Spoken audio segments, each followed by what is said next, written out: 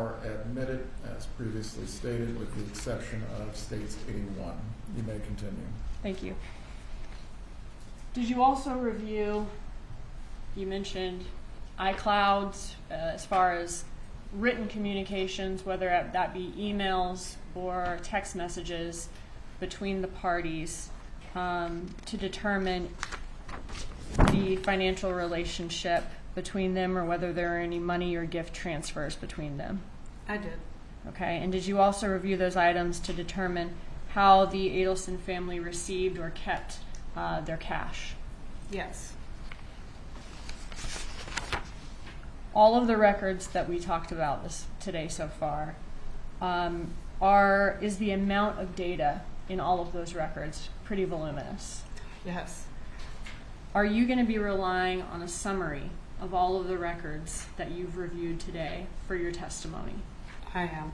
Okay, and did you review before court today this notebook, States 81, which is a summary of your findings from all the records that you reviewed? Yes. And is it a true and accurate copy of a true and accurate copy of the results from your findings? Yes, it is. Okay. At this time, Judge, I would move States Exhibit 81 into evidence as a summary. Any objection? If I can just look over it. Go ahead.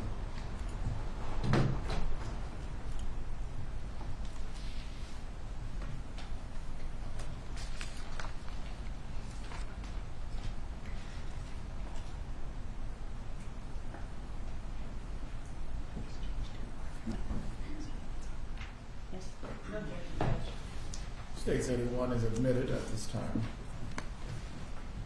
Thank you. And just for the record, that's going to be a composite exhibit. Now, in this composite States 81, for each of the graphs that we see that were created, after each graph, is there also information from the accounts kind of showing your work of how you made those findings? Yes. Okay. And is there a PowerPoint that's been created showing the graphs in the case that report your results? Yes.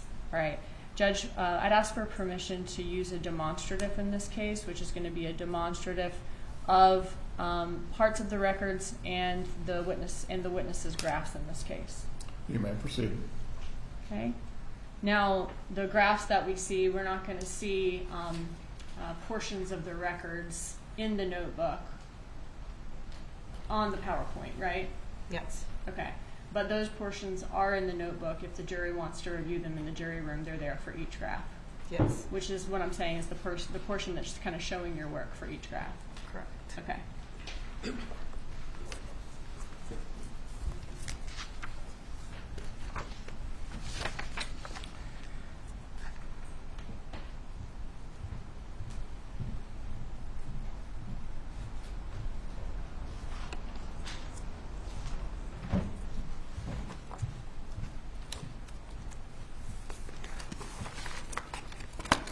All right, so you mentioned that one of the set of records that you looked at was Department of Highway Safety and Motor Vehicle records for some of these subjects. Did you review the Department of Highway Safety Motor Vehicle records for Luis Rivera? I did. And what, if any, vehicles did Rivera acquire after the murder of Dan Markel on July 18th of 2014? He purchased a 2003 Suzuki motorcycle on July 28th, 2014, and a 1996 Toyota Camry on July 31st, 2014. And here are these pictures from the social media records in this case of Luis Rivera and Garcia on motorcycles. Yes, it is. And the one that Rivera's on is on a yellow motorcycle. Yes. Looking at Luis Rivera's bank accounts in this case, the Chase bank account from May 2014 to November of 2015, were his checks from his workplace direct deposited into that account? They were. About how much was direct deposited every week? Every week was about $500 or $600. And where were his paychecks coming from? Coastal Masonry. So he had a steady job at Coastal Masonry throughout the time that you reviewed his bank records for in 2014 and 2015? Yes. What did you learn about how his banking patterns or banking habits changed following the murder of Dan Markel? Yeah, he had a very interesting banking pattern. All his bank checks were deposited into his account, but then he would go by and withdraw virtually all of it. And he had certain preset auto drafts that would come in, and then they would bounce because there wouldn't be any money in the account. So he had a lot of overdraft charges. And how did that change after the murder of Dan Markel? Right after the murder, he all of a sudden left the money in the account, and then nothing overdrafted for about 4 months.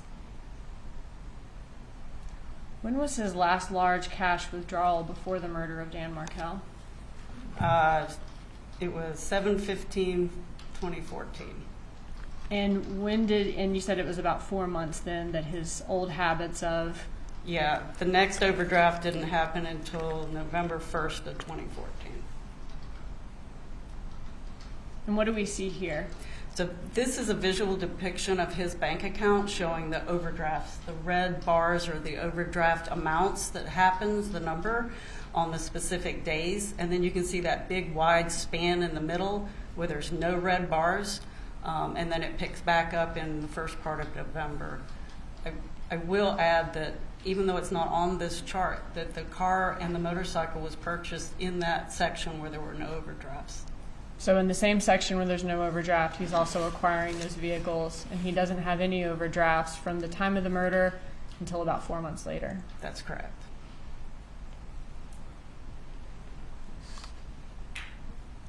And could that be indicative of him having another source of cash during that time? Yes.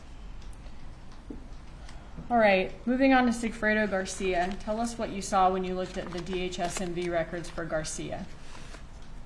Yes, he purchased a 1997 Honda Racer on July 26, 2014, a 1984 Monte Carlo on August 22nd, 2014, and a Nissan Maxima on October 17th, 2014.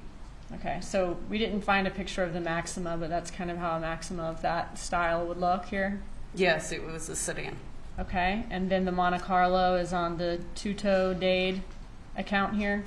Yes, that's correct, in blue. Okay, and then we see his yellow motorcycle all the way to the right of the screen. Yes, And so those were all purchased within 3 months of the murder. that's correct. And can you tell us about Garcia's bank accounts? There was not a bank account located during the time or shortly after the murder. He did have one. Let's see. From June 15th to July 16th. Okay, so from June of 2015 to July 2016, he established a bank account and maintained it. Yes. All right, and during that time, was he having paychecks being direct deposited into that account? Yes. From what company? He was employed at Rapid Capital Funding at that time. Okay. But before of June 2015, there were no bank records that we could find to review for Garcia. There was no account located for him. All right. And did he work regularly in 2014, around the time of the murder? Actually, his employment record, at least with Coastal Masonry, was very sporadic. He worked 2 months from February of 9 to December of 2009. In April 2010 to July 2010, he worked 3 months. October from 2012 to August of 2013, he worked 10 months. In April of 14, he worked 1 month. Okay, and we have no record of him being employed at the time of the murder. No. So both Luis Garcia and Luis Rivera and Garcia both worked for Coastal Masonry. Rivera's job was consistent and steady, and Garcia's was more sporadic. Correct. All right. For Catherine Magbanua, did she already own a car according to the DHS&V records at the time of the murder? She did. And what type of car was that? That was...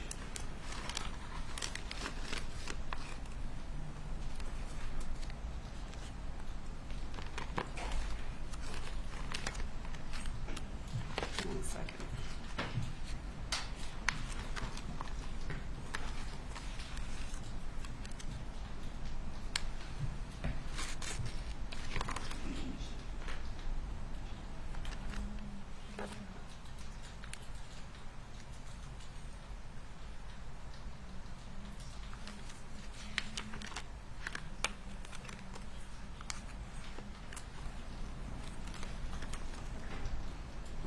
Here, I might be able to show you something to help move it along. Sorry, if you're having trouble finding it. Yeah. Did you, when you're reviewing the messages in this case, did you find some evidence that Charlie Adelson helped her financially with a car that she had in 2014?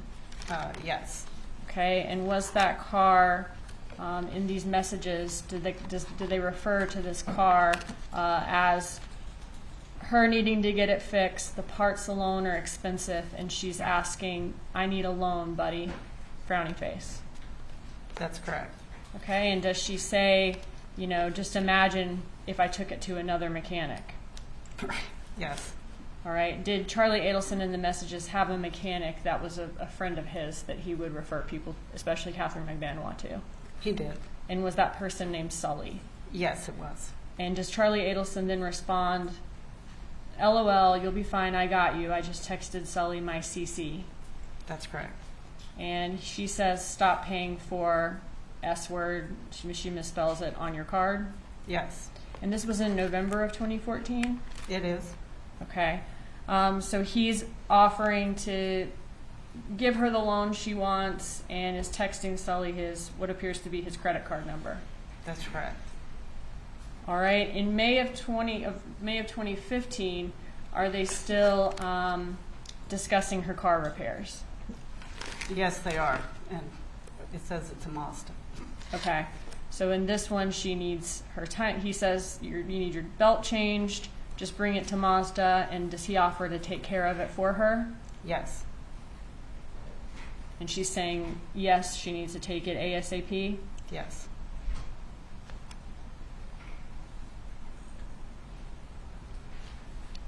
And what do we see here in November of 2015? This is a text message exchange about him paying for the repairs for that car. Okay. And in this exchange, Charlie Adelson is continuing to offer to put these repairs on his credit card? Yes. And this is Charlie Adelson words in blue and Catherine Magbanua's words in green? That's correct.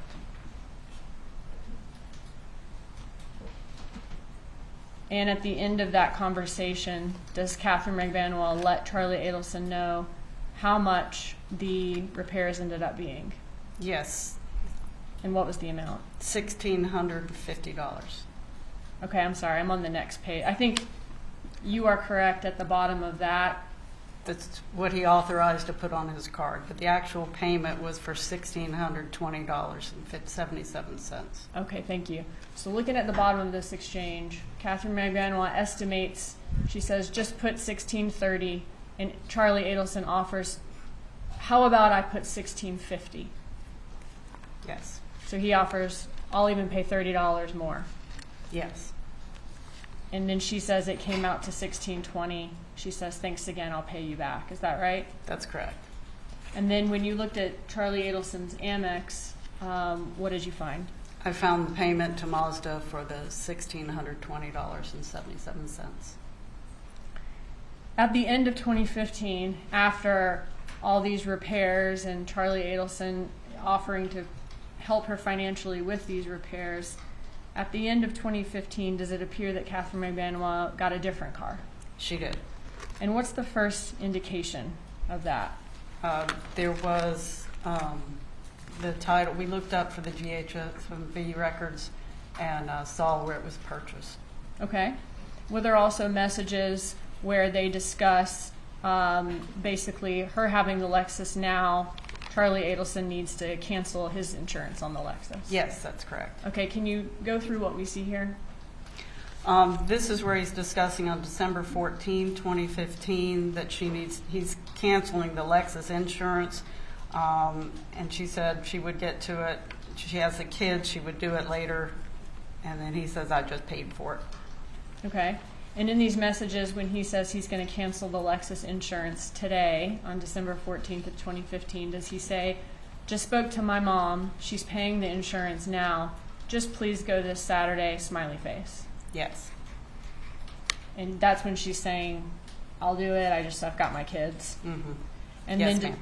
does Charlie Adelson then say, just paid it, they'll prorate it back to us, just go Saturday, don't rush today? And she's saying, I'll take care of it, don't worry. Yes. Does he say, already paid it 5 minutes ago, just chill, you are still the best? That's correct.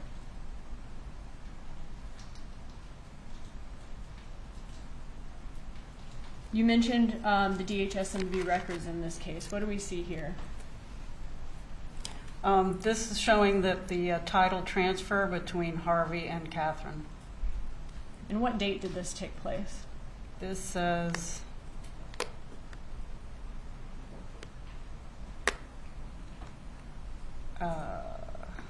Let me see if I can zoom in a little. January 23rd, 2016. On the right-hand side. Right here. Yes, January 23rd, 2016. Okay.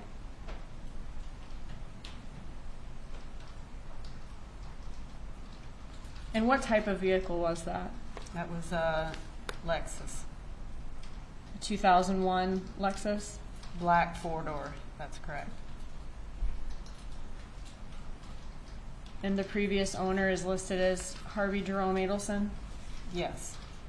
How much did this DHS-MV title indicate that it was sold to Magbanua for? $1,700. And that's there on the right side of the screen? Yes. Were you able to find any record of payment from Catherine Magbanua to any of the Adelsons for this vehicle? No. Did you search all her accounts? Yes. Was there any check, or maybe she just withdrew that amount of cash? Was there any cash withdrawal for that amount? Nothing that correlated. Were you able to find any deposit into, if she, let's say she already had that cash at home, any deposit into the Adelson's account for that amount? No.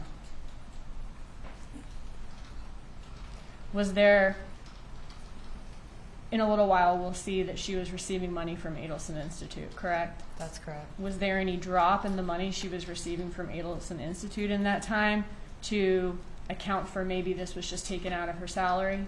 No. Can you insure a vehicle without transferring title? No. Do you have to put a sales price or list it as a gift on the title transfer? That's correct. If you say it's a sale on the title transfer, are you taxed? Yes. Is there a financial benefit for listing a really low sales price on a title transfer for a vehicle? Yes, it makes the registration fees less. And who decides what number goes on the title? Normally, it's usually the seller that's supposed to put that on there, but all the transactions I've ever heard of, they just leave it blank and let the buyer put in the amount. So just the person who's submitting it to the tax office so they can later get their car insured. That's correct. So if I sell a car to you for $3,000, but we agree to put $300 on the title transfer, we would pay less taxes on it. Yes. Looking at other written communications between Charlie Adelson and Catherine Magbanua, did it appear that Charlie Adelson provided other financial assistance or gifts to Catherine Magbanua? Yes. I was trying to go to the next slide, but I think I got to zoom out first.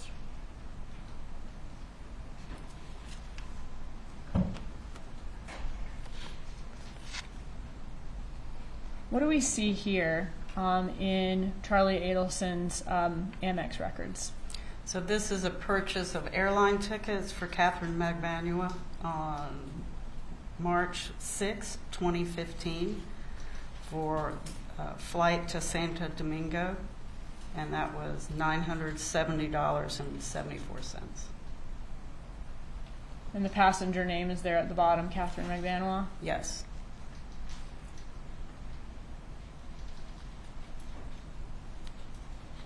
Okay, other than these $970 worth of airline tickets to Santo Domingo, were there other evidence of financial assistance or gifts?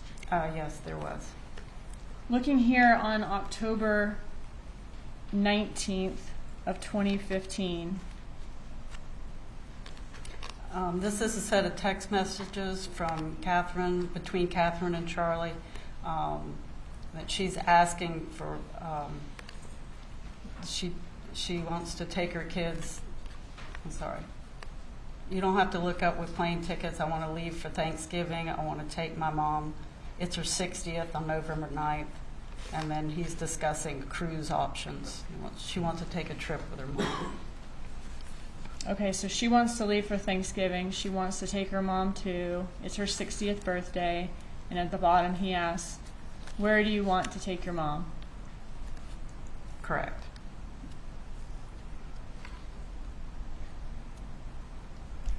This is a continuation of the text messages where she says she wants to do something nice for her mom, and she may have days off on Thanksgiving. Does she offer the fact that maybe I'll rent an RV and drive cross country? She does. And then what does Charlie Adelson offer to do about halfway down this page? To get her a cruise for her and her mom. And she agrees. I was thinking about a cruise too. Yes. And then he discusses, perfect, they have really nice ones. Y'all can leave on a Friday, go to 2 ports, come back on a Monday morning, and you won't miss work. That's correct. Okay, and this is in October of 2015. Yes. And then does he continue to offer in that text messages, I think it would be super cool for you to go with just you and your mom from Friday to Monday on a Norwegian cruise. It leaves Friday at 4, comes back Monday at 7. Does that work for you? Let's look at dates. Is that right? Yes, that's correct.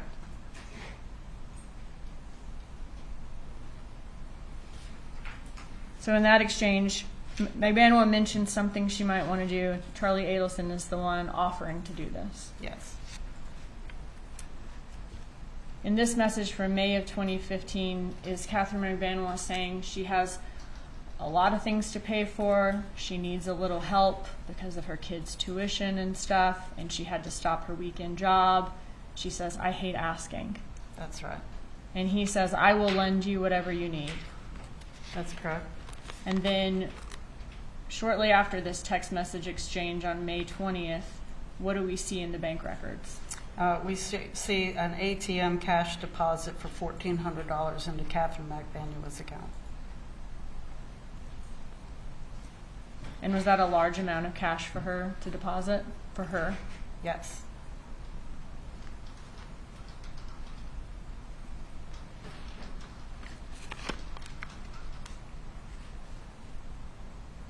These are some of the bigger items, but was there also, he would give her teeth whitening, he would give her, pay for meal plans for her, offer her rides in fancy cars, or her ability to lend or borrow fancy cars from him throughout these years? Yes, he had a lot of supportive activity of her. Looking at these records from Dr. Rudner's office, did Catherine Magbanua have a breast augmentation surgery in October of 2014? She did. And looking at this record here, how much was that breast augmentation surgery? The total credit was $4,608.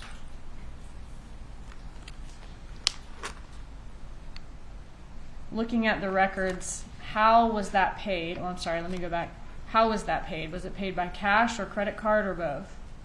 $4,400 was in cash, and then the $195 was on her credit card or debit card. So what was the portion of that breast augmentation surgery that was paid in cash? 96%. Are there corresponding withdrawals of cash from any of Catherine Magbanua's accounts to No. reach 4,400 No, or even 4,000 no, around that time or before that time? no. Did you actually add up all her cash withdrawals from January 2014 to October of 2014, and they only totaled a little over $2,000? That's correct. And what date was her surgery? Surgery was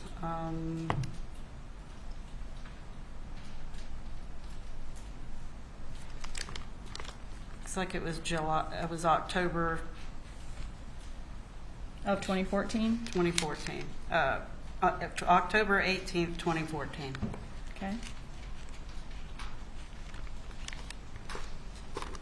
All right, now I want to focus on Magbanua's bank records. Based on the bank records and employment records that you reviewed, were you able to ascertain where Catherine Magbanua may have worked or what business she received income from her bank records? I did. And what do we see here? Can you walk us through this? So from the summary of the bank records, I was able to show through her deposits, her checks or employment that she had. So this is a schedule of the bank records from 2013 to 2016 showing her employment deposits. And at the bottom here, do we see the name of each business that she received income from and the dates that she received income from those businesses? Yes. All right. Quintana Lopez, we see her at the bottom. Was she a realtor? She was. And we see another name, Jerome R. Obed. Was he a dermatologist who was a friend and former roommate of Charlie Adelson? He is or was. Okay. And when, according to this, when did she work for Adelson Institute? The first deposit that hit her account was October 7th, 2014, and the last one was May of 17 of 2016. Okay. And that's when she received checks from Adelson Institute. That's correct.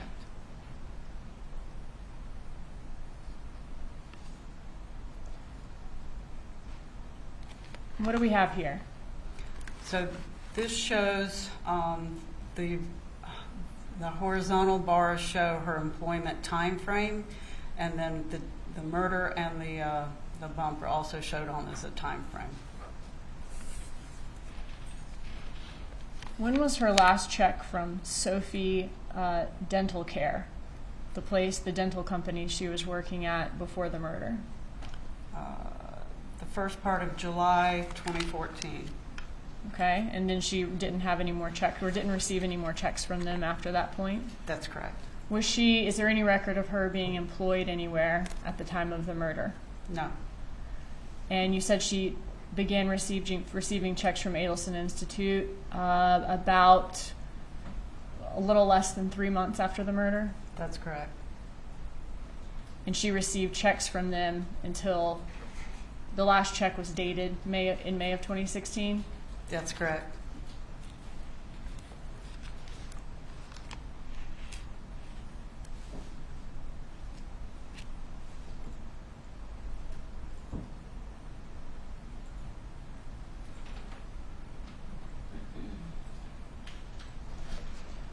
Did she receive any checks from any other company anytime between the time of the murder and when she received checks from Adelson Institute?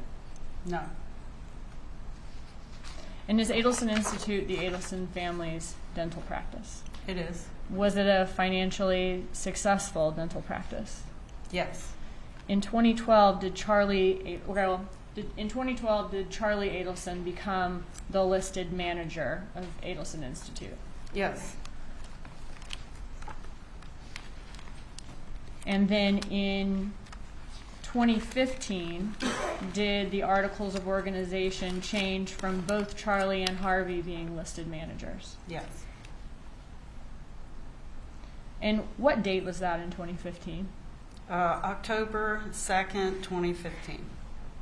Okay.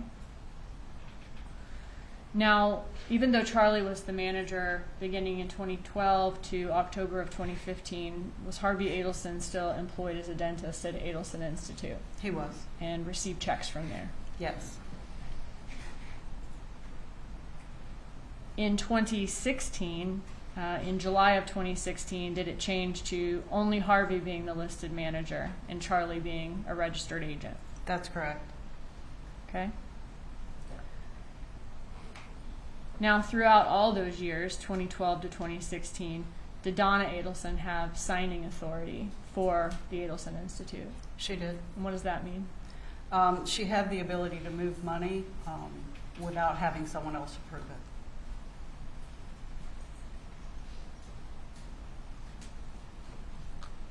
Was there evidence from Charlie Adelson's iCloud in reference to how or why Magbanua began receiving income from Adelson Institute? Yes, she was saying that she needed to show employment to get not only health insurance for her kid, but an apartment that she wanted to rent. Okay, so looking at this text, is this a text from June 24th of 2014? It is. So this is about maybe 3 to 4 weeks before the murder of Dan Markel? That's correct. And in this text, does she say, "Baby, I'm going to need help on the employment info. I have to send to DCF for my kids' INS, INS." Could that be short for insurance? Insurance. Also, if I have to end up moving later on, I need to show I'm working for you, or else I won't be able to get an apartment. Does she say that at 12:33 p.m.? She did. And what does he say back at 12:36? No problem. No prob, short for no problem? prob. Okay. And is this a time when his mother is signing authority there? That's correct. And he's manager? Yes.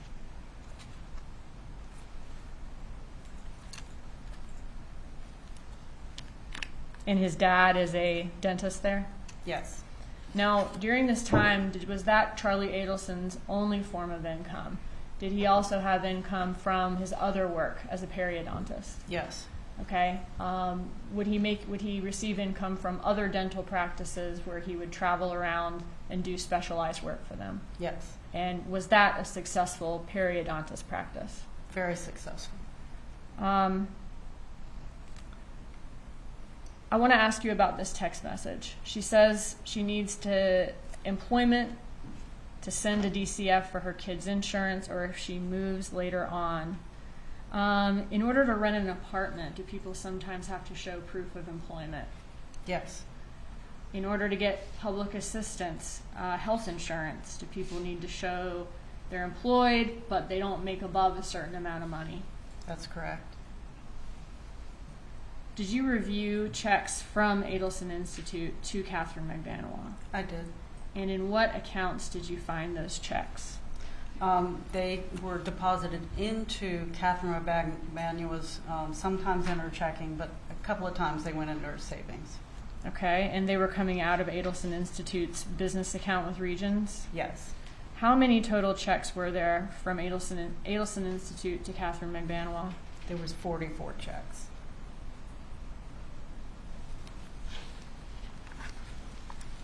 What do we see here?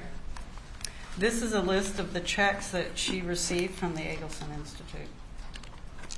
Okay, so this is a summary of the checks. It is. Okay, but in evidence, as we kind of went through earlier, all of this will be back there in case the jury wants to see specific things, but 682 is a copy back and front of every check. Here it is, that Catherine Magbanua received from Adelson Institute. That's correct. Okay. All right, so in the summary here, what's included? So it's the first row, just a number. The second column is a dates, the date that it was posted to her bank account. The second column is a date of the check was written, and the check number, the payment amount, and what was in the memo column. Were all of these checks deposited by Catherine Magbanua into her account? They were. And who were each and every one of these checks signed by? Donna Adelson was signing the checks. Okay, are these examples of 3 of the checks in the exhibit? It is. Okay, but she signs all 44? She does. And you did say that she did have signing authority for the business during those years? Yes. In addition to signing these checks for Magbanua, did Donna Adelson also sign all the other checks to the Adelson Institute employees, their front desk people, their hygienists, the dentists, Yes. all of the people who work there? Yes. Was she the person who did payroll every month? That's correct. And looking back at this summary, you mentioned that Harvey Adelson was listed as manager again in October 2nd of 2015. Looking at this chart here, would that be just between number 26 and 27 there? At that point, he would become manager again? Yes. Okay, but all throughout the rest of the time, he worked there? Yes. Okay, so about 3/4 of the second chart we see, Harvey Adelson was manager during that time That's right. for all those checks that were written. That's correct. And for both of those charts, Donna Adelson had signing authority. Yes. Who else had signing authority at Adelson Institute when these 44 checks were written? There would have been Charlie and Harvey and her.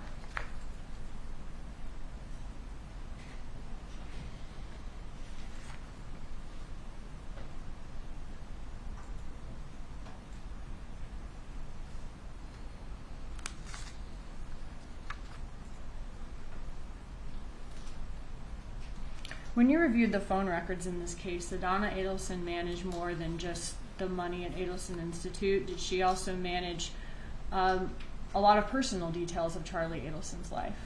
Yes. Would she often book his travel as far as his plane trips, his hotels, whenever he wanted to take a trip? Yes. Would she remind him regularly to pay this bill on time, pay that bill on time, transfer this amount of money to this account? She helped him with all of his money. Yes. Did she kind of run his life, so to speak, as far as helping him keep up with the details of all of his day-to-day needs? Yes. When was the first check issued to Catherine Magbanua here, looking at the summary? The first check that shows up in her account is October 8th, 2014. Okay, and what was the date on the check? Meaning the date that you're assuming that that's the check, that's the date that it's written. Right. So the date that was on the check was September 17th, 2014. Okay, and was that almost 2 months to the day from the murder of Dan Markel? It was. Was that, I guess, about 3 months after she asked to be employed by Adelson Institute? Yes. And how often did Magbanua receive checks from the Adelson Institute after that? 2 times a month for almost 2 years. Looking at these checks, can you show us? Do you have your clicker? I'll just ask you. On the bottom right of each check, where it says Donna Sue Adelson on these checks, is that the signature line? It is. Thank you. Checks are kind of becoming an ancient art form, so just in case we have any jurors who haven't written one.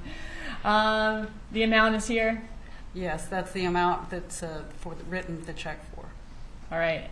And then the amount's written out here, and then you mentioned a signature line. I'm sorry, a memo line. Is this the memo line? Yes, that's the memo line. Okay, and what does this memo line say on these checks? On, I believe, all of them, let me just look for a second. Almost all of them have a date range. There's a few that don't. And would that date range be the pay period? Yes. Okay. All right. Looking at these Adelson Institute checks to Catherine Magbanua, I have a couple of questions. When we're looking at the memo line for each, do the time ranges for the pay periods vary? Yes. They're not all for the same amount of days.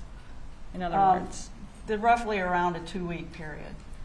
are all of the checks for the same amount? All except for the first one, which appears to be a 1-week pay period instead of 2. It's, Okay. It was $203.79, which is half of the $407.58. And so for these red check marks, the red checks denote all of the checks that were for the same amount. Yes, Were some of the checks advanced pay? they were. And what does that mean?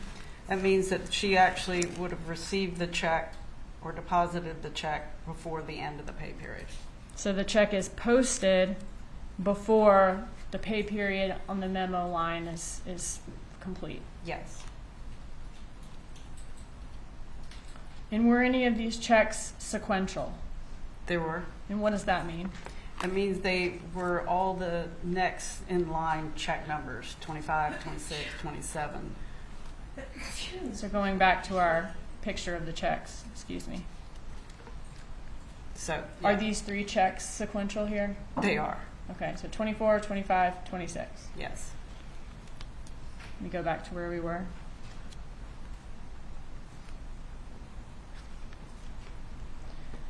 Since they were sequential, were they dated all at the same time, showing that they were written at all the same time? No, they just have the sequential check numbers.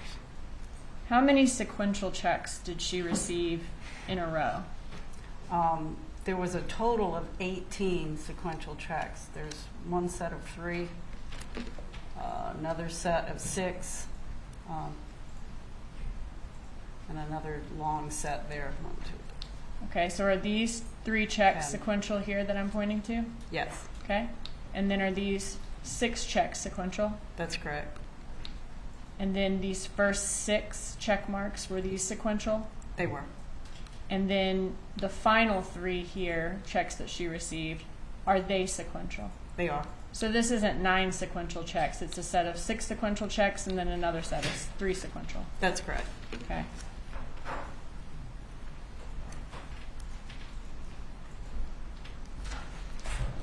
We talked about the ones that were sequential. Are there also a lot of the checks that are not sequential? Yes. And if they are not sequential, does that mean that those checks appear to have been written in the normal course of payroll? It would appear so. So when you're looking at the records, she may be check 1,000, and then another employee, a hygienist, might be check 1,001. Harvey Adelson might be check 1,002, and a front desk employee might be check 1,003. That's correct. And are the ones that are not sequential, do they not have a check mark in the summary in the sequential column? That's correct.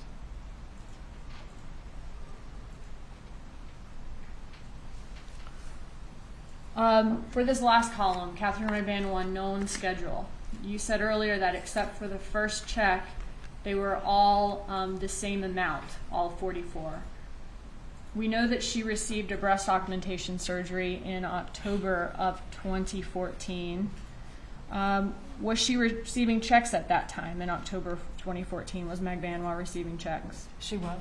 Was there any disruption in her paychecks from Adelson Institute during that time to reflect needing time off from a major surgery? No, there was not. After her surgery, was there any decrease in the amount she received from Adelson Institute that might reflect her being off or having a reduction in pay? No.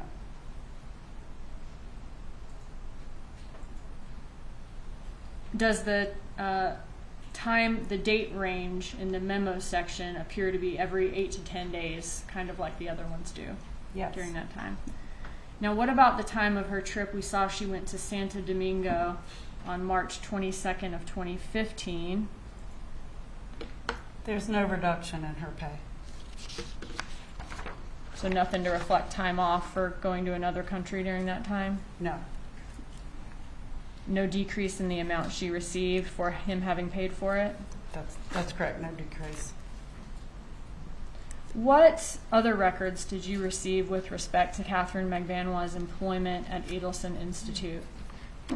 There was a subpoena that was issued for any and all employment records, and what we received back was a simple QuickBooks summary that you see there. So this is the QuickBooks summary here. Yes, that's correct.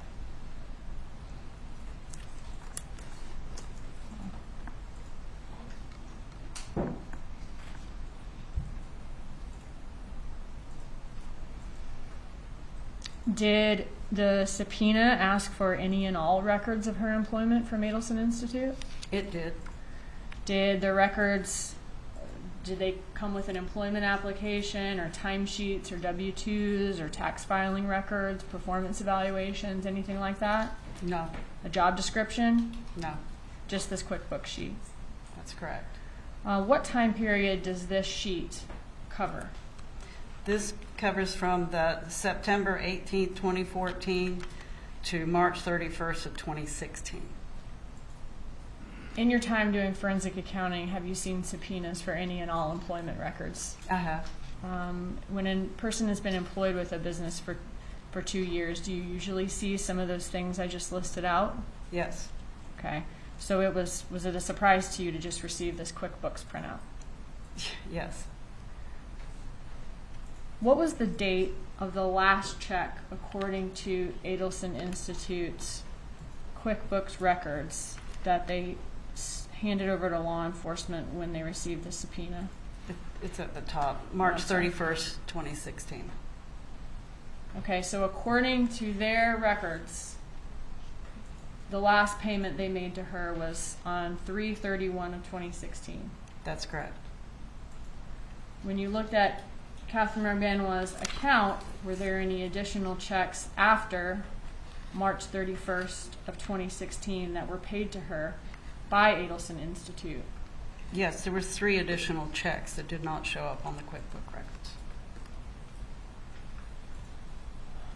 Looking at this graph, is this the 3/31/16 check that was dated and posted the same day? Yes, And so these would be the 3 checks that were deposited after March 31st? yes, Does the date, do these 3 dates reflect the dates on those checks? Written? The dates Yes. written? And these would be the dates that Magbanua posted them to her account? that's correct. And the date range appears that her working period there were these 3 lines. That's right.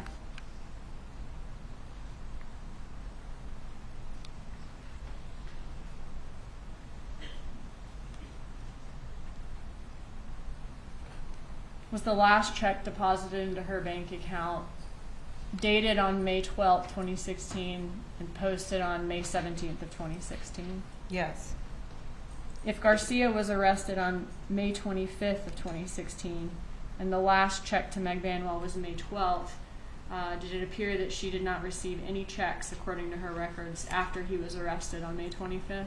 that's correct. What was the total net amount received by Magbanua from Adelson Institute from September 2014 to May 2016? The net amount that went into her account was $17,729.73. Okay. I want to ask you a little bit more about this timing. Are you familiar with what law enforcement called the bump on April 19th of 2016? I am. All right. Looking at these last 3 checks that were deposited into her account, was there evidence of a check later than those in sequence that was actually posted to the bank account before the bump on April 19th of 2016? Yes, Okay. Is that the check here to Harvey Adelson on April 4th? that's correct. And that would have been before the bump, It would. but after in sequence of Magbanua's checks? Yes, So is it possible, given the sequence, that Donna Adelson stopped writing Magbanua checks after she was approached by the agent during the bump? it appears that way.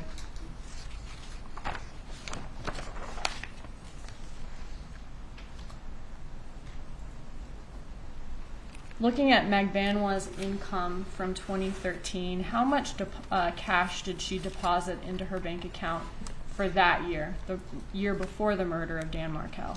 $13,035.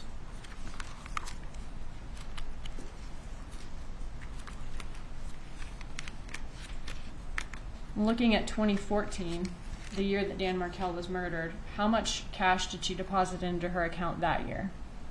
$46,820. And were cash deposits the largest or the highest source of income for her that year? It was. And is that depicted here by the red part of the pie graph? It is. How much income, or how much percentage of her income did she receive from Adelson Institute that year? 4%. Okay, and that's depicted by the yellow portion of the pie chart? It is. And that was the year that she started receiving paychecks. The first one posted to her account was in the beginning of October. Correct. Okay. And then she received them every 2 weeks after that for the rest of the year. Is that right? That's right. Combined with Adelson Institute was 68% of her income from either Adelson Institute or cash deposits that year? Yes. Moving on to 2015, the year after Dan Markel's murder, what was the total amount of cash deposits for that year? $26,523.77. Was that about 51% of her income? It is. Was about 20% of her total income from Adelson Institute that year at a little over $10,000. Yes. And a little over $5,000 at 10% of her income was her income from Dr. Obed's dermatology practice. It was. Okay, and he was Charlie Adelson's roommate. That's right. They were good friends. Okay, so about 81% of her total income was from Adelson Institute cash or an Adelson friend, Dr. Obed, that year. Yes. Looking at 2016, how does the amount of cash she deposited that year, this is now 2 years after the murder of Dan Markel and the year that the bump took place in April, the first part of that year. Mm-hmm. How does her cash deposits compare that year to the two previous years? It's $11,921.33. So significantly less? Yes.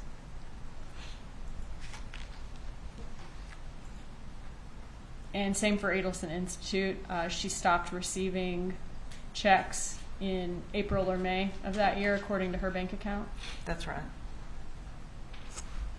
What do we see here? So this is a visual depiction of the cash that went into her accounts by year. And did you track every single one of her cash deposits from 2013 to 2016? I did. Which year, looking at 2013 to 2016, had the most cash deposits? The year of the murder, 2014. Was 2014 about 3 times as much as the prior year? Yes. And about twice as much as the next year? Yes. What do the graphs at the bottom represent? It's just another visual depiction, a circular graph of the cash. How much the cash was a percentage of her total income? Yes. How much of a percentage of her total income Yes. the cash was? Thank you.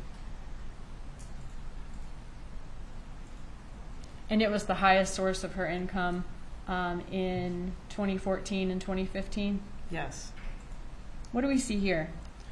This is adding on the other, the Adelson Institute checks that are in the yellow highlights, and then Dr. Obed, his roommate, was in the purple. Showing the total amounts from all those sources, and then the percentage of her income all of those sources were. Yes.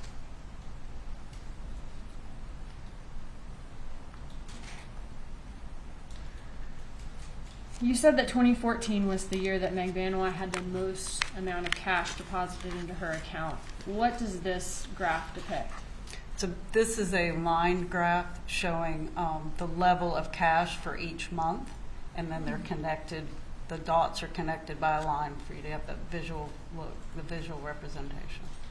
And was the month in 2014 that she had the most cash deposited into her account August? It was. The month after Dan Markel was murdered? Yes.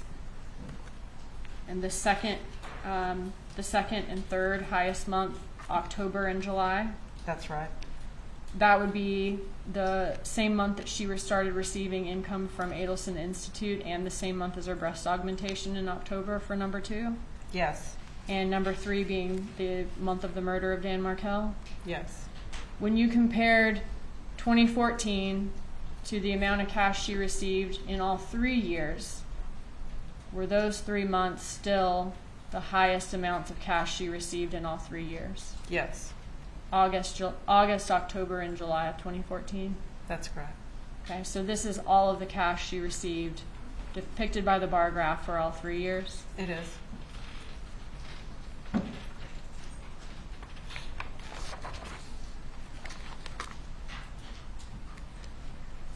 What do we see here? So this is a composite graph showing both her employment, that are the horizontal bars show her employment, and that line graph showing the cash deposits that went into her account. Kind of just represents that she was receiving cash when she was not being employed. Okay. So these bars are the employment chart that we already saw, right? Yes.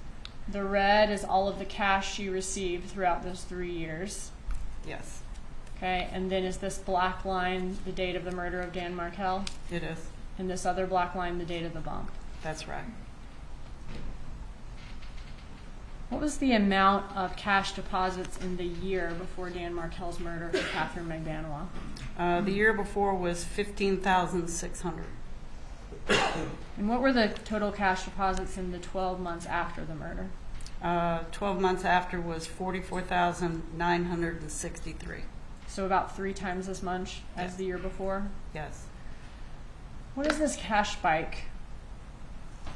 The cash spike was August, 13,200. And that was the most cash she received? All in 1 month, yes. Is there any record of her being employed when she had that cash spike in August of 2014? No.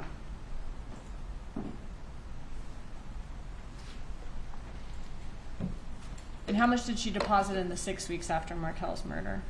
She deposited $17,300.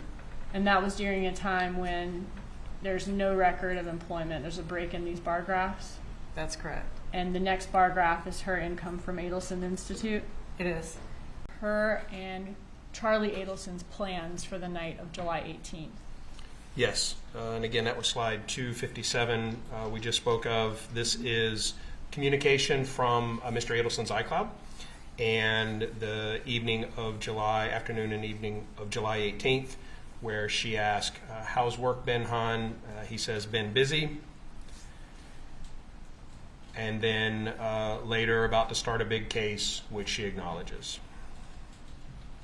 Okay, and did they discuss their plans for that night? They did. 8:22 p.m. She texts, "You're still at work." Mr. Adelson, Charlie Adelson, responds, "Just finishing. I'm not really feeling good. Maybe we can just hang at my house." And that message from him is at 8:23 p.m. to Catherine Magbanua? That's correct. Okay, and he says he's not feeling good before she comes to his house. Correct. All right. Are you familiar with a call that Wendi Adelson made while at TPD in front of TPD investigators to inform Donna Adelson of Dan Markel's shooting? Yes. And was that call made by Wendi Adelson to Donna Adelson at 7:04 p.m.? Yes, there were actually two close together there. Okay, thank you. Which co-conspirator did Donna Adelson call after that? So looking at Donna Adelson's locations and communication, there is a text message from Donna to Charlie, a chat that says, "Call us ASAP." Okay, and what about after that? So what we see is looking at the combined location information from both Donna Adelson and Harvey Adelson's cell phones, their locations. We see that they are consistent with leaving the South Beach area around or a little before 8 p.m. and beginning to travel north. We see locations here on this slide through about 8:29 p.m. And if we continue, we see events at 8:35 p.m. again in the North Miami area, and then we don't have any other usable events with location until 10:53, at which point they're in the north area down here. Okay.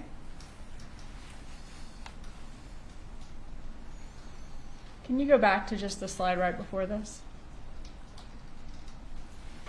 Okay, so she receives a call from Wendi Adelson around 7:04 p.m.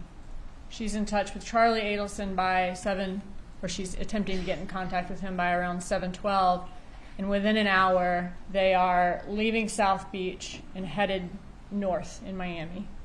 Correct. They being Donna Adelson And Harvey Adelson, and Harvey yes. Adelson. Thank you. All right, so can we go to your next slide?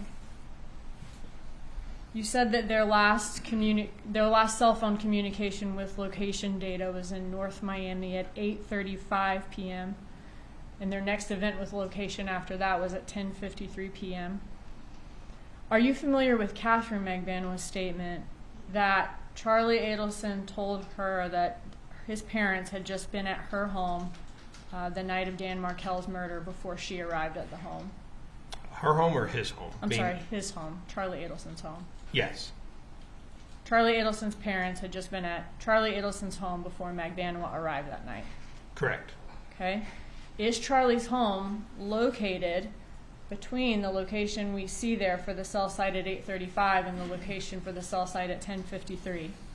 Yes, we see here the location referenced by the flag of where Mr. Adelson's residence was at the time. Is there evidence in the phone records that Donna Adelson went to Charlie Adelson's home on the night of Dan Markel's murder? So there is another communication from Miss Donna Adelson at 8:59 p.m. stating outside your house. Outside your house, and she's sending that message to Charlie Adelson, is that right? Correct. What can you tell us about her locations that night and how long she could have spent at Charlie's residence after sending this message? Your Honor, I'm going to object and call for speculation. Overruled, he may answer based on his analysis of the records. However, Sergeant, you are not to speculate or offer any opinions beyond anything that you have not directly researched for these matters. You may answer the question. Yes, sir. So the question asked of me is it possible for, given the cell site locations and times, is it possible there was a period of time where Donna and Harvey could have stopped at Charlie Adelson's residence? So to do this analysis, I looked at the events that we had with usable locations, and we see that there is this 6-minute phone call, and this is the 8:35 location we saw in the previous slide. But we see this phone call actually begins on the cell site in the bottom of this slide, which should be 263, and it ends on the cell site at the top. So to conduct an analysis of potential time between points, we need to establish a point to start measuring from. So my estimation of the approximate handset's location between these two cell sites for this phone call is approximately the area of that 832 little call out here in the middle. So that is the point that I started, again, with based on these two phone calls, or the beginning and ending cell sites, estimated that the handset was approximately in the area of that marker at 832. Same thing for the ending phone call, or the next phone call that we had at 10:53. We see the cell site that it begins on and the cell site that it ends on a little further north. And so that will be consistent again with the handset continuing to travel along the area of the turnpike. And for our ending time here, I again estimated the location of the handset to be where that white call out box is at approximately 10:53 p.m. So with those 2 points and using the Esri route planning tool, Esri is the mapping software that we use, it tells us that that travel should have taken approximately about an hour and 4 minutes. And what we see is between 8:32 and 10:53 is actually 2 hours and 21 minutes. So the distance traveled is not consistent with the time consumed. You spoke about Esri. Is that also the how Department of Transportation estimates mileage as well? Yes, if you go to the official Department of Transportation site to get mileage for business travel, they use the same software. What can you determine about when Donna Adelson would have reached Charlie Adelson's residence according to this estimated travel time? So if we look at this, and again, we see the area of Charlie Adelson's residence We have the message at 8:59 that says outside your house. Charlie responds to that about 20 minutes later with 10 men, 10 minutes. So again, using the same route planning, we see that that should have taken approximately 25 minutes to travel from our 8:32 starting point to Charlie Adelson's residence. And so that would have put the estimated time of arrival at his residence 8:57, and the text message is sent at 8:59. So that would be pretty consistent. So the text message time is consistent with the estimated time it would take to get from the last known location to his house. Correct. And in that text message, she says, outside your house to him. Correct. And then he gives her an estimated amount of time before he'll be at his house, 10 men. Correct. And what we see looking at Charlie Adelson's locations, the 9:19, when the text message is sent, we can see the cell site that his handset is using. As we continue down slide 268, we can see that he has communication at 9:21, and then the next cell site he has is, or cell site time he has is 9:40, and that 9:40 time he has become consistent with the area of his residence. So he reaches his residence sometime between 9:21 and 9:40. If we look at the 9:19 time of the text message, that 10 minutes is about correct for when he would arrive home. So he says he's 10 minutes when he's about 10 minutes away en route to his house Correct. after receiving the outside your house text. Is that right? Correct.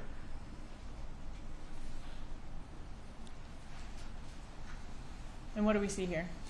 This is just a close-up of that, again showing the cell sites when he would be consistent with his residence, arriving sometime before 9:40. And where was Donna Adelson's next event with actual location data after she said she was outside Charlie Adelson's house and he responded 10 men? Again, the next event that we have is the 1053 events, looking at their combined records. Is the next usable location event that we have. So if we look at the time that it would take to travel from Charlie Adelson's residence to that point, we see that based on the route planning, approximately 48 minutes. And again, the actual travel time based on those cell site usages was 1 hour and 54 minutes. So we have about an hour of unaccounted for time.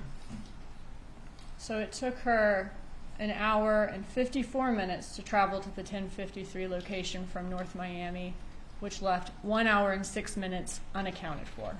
This would be the travel time from Charlie Adelson's residence Thank to you. that 1053 point. Did take 1 hour and 54 minutes, which was estimated to only take 48. So how long could she and Charlie Adelson then have overlapped at his house during that time? The maximum would be approximately 1 hour and 6 minutes.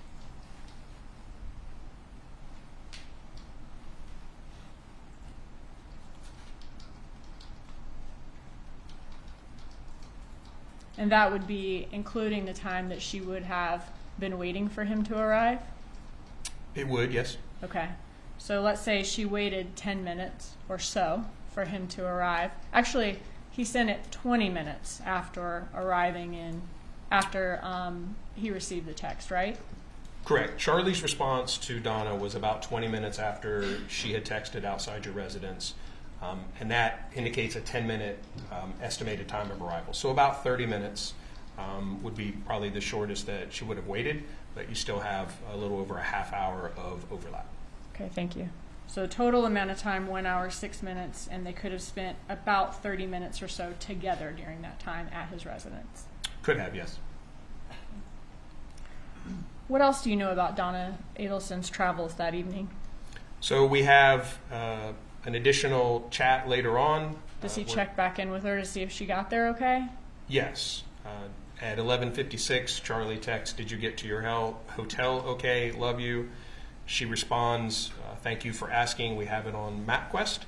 Hilton Inn on International Drive. We should arrive at 1:25 a.m. Get some rest. We'll talk in the morning."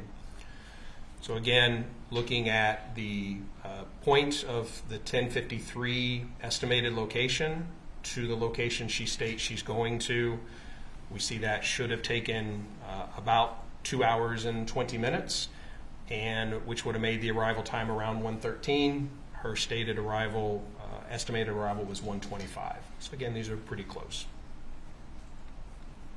So no large amount of time unaccounted for during that journey.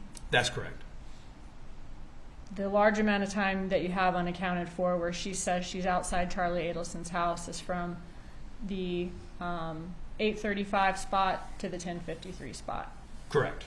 Okay.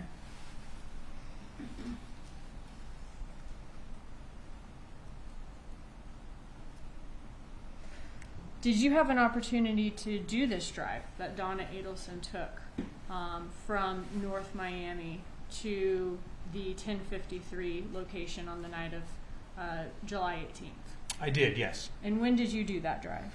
I did that July 18th of this year. And was that on a Friday night this year, just as her drive was on a Friday night in 2014? Yes, And on the same date, July 18th? correct. Can you tell us about that drive? I simply traveled to that area, to the area of that first estimated location at 8:32. I started an exit south of that so that I was at traveling speed, and I traveled to Charlie Adelson's residence. I noted the time and mileage that it took me to get there, and then I traveled from Charlie Adelson's residence to the 1053 spot just to make sure that the roadways, all of those which have not changed, allowed for me to get off the turnpike, get back on, continue travel, and about how long it took me to do it. Were you able to easily get off the exit for Charlie Adelson's house and then get back on again? Yes. And was the time it took to drive from Donna Adelson's 832 location in North Miami to Charlie Adelson's residence consistent with the estimated time? It was. I was within just a few minutes. Ms. Kappelman just reminded me, you said it was on the same day. Did you also do it at the same time of day? I did, yes. Okay, so Friday evening around between 8:30 and 11. Yes, within just a couple of minutes of 8:32. It was a little hard to gauge my travel time to get to that exact point. Might have been off a minute or two when I crossed that specific point, but it was very, very close to the exact time of day. And was the time it took to drive from Charlie Adelson's residence to her 1053 location consistent with the estimated time on Esri? It was, yes. Okay. All right, so moving on to the next day, July 19th. If you could walk us through the morning after the murder of Dan Markel, where's Charlie Adelson located at that time? Charlie Adelson has locations consistent with his residence. And what can you tell us about the communication from Magbanua's phone that morning? I can. So first we looked at her locations, and we recalled that we had that after 10 p.m.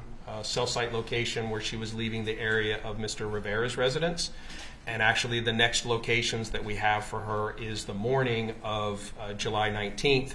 And we see again, this is slide 274, and we can see that her locations beginning at 9:44 would be consistent with her traveling south from the area of Mr. Adelson's residence to the area of either her residence or Mr. Rivera's.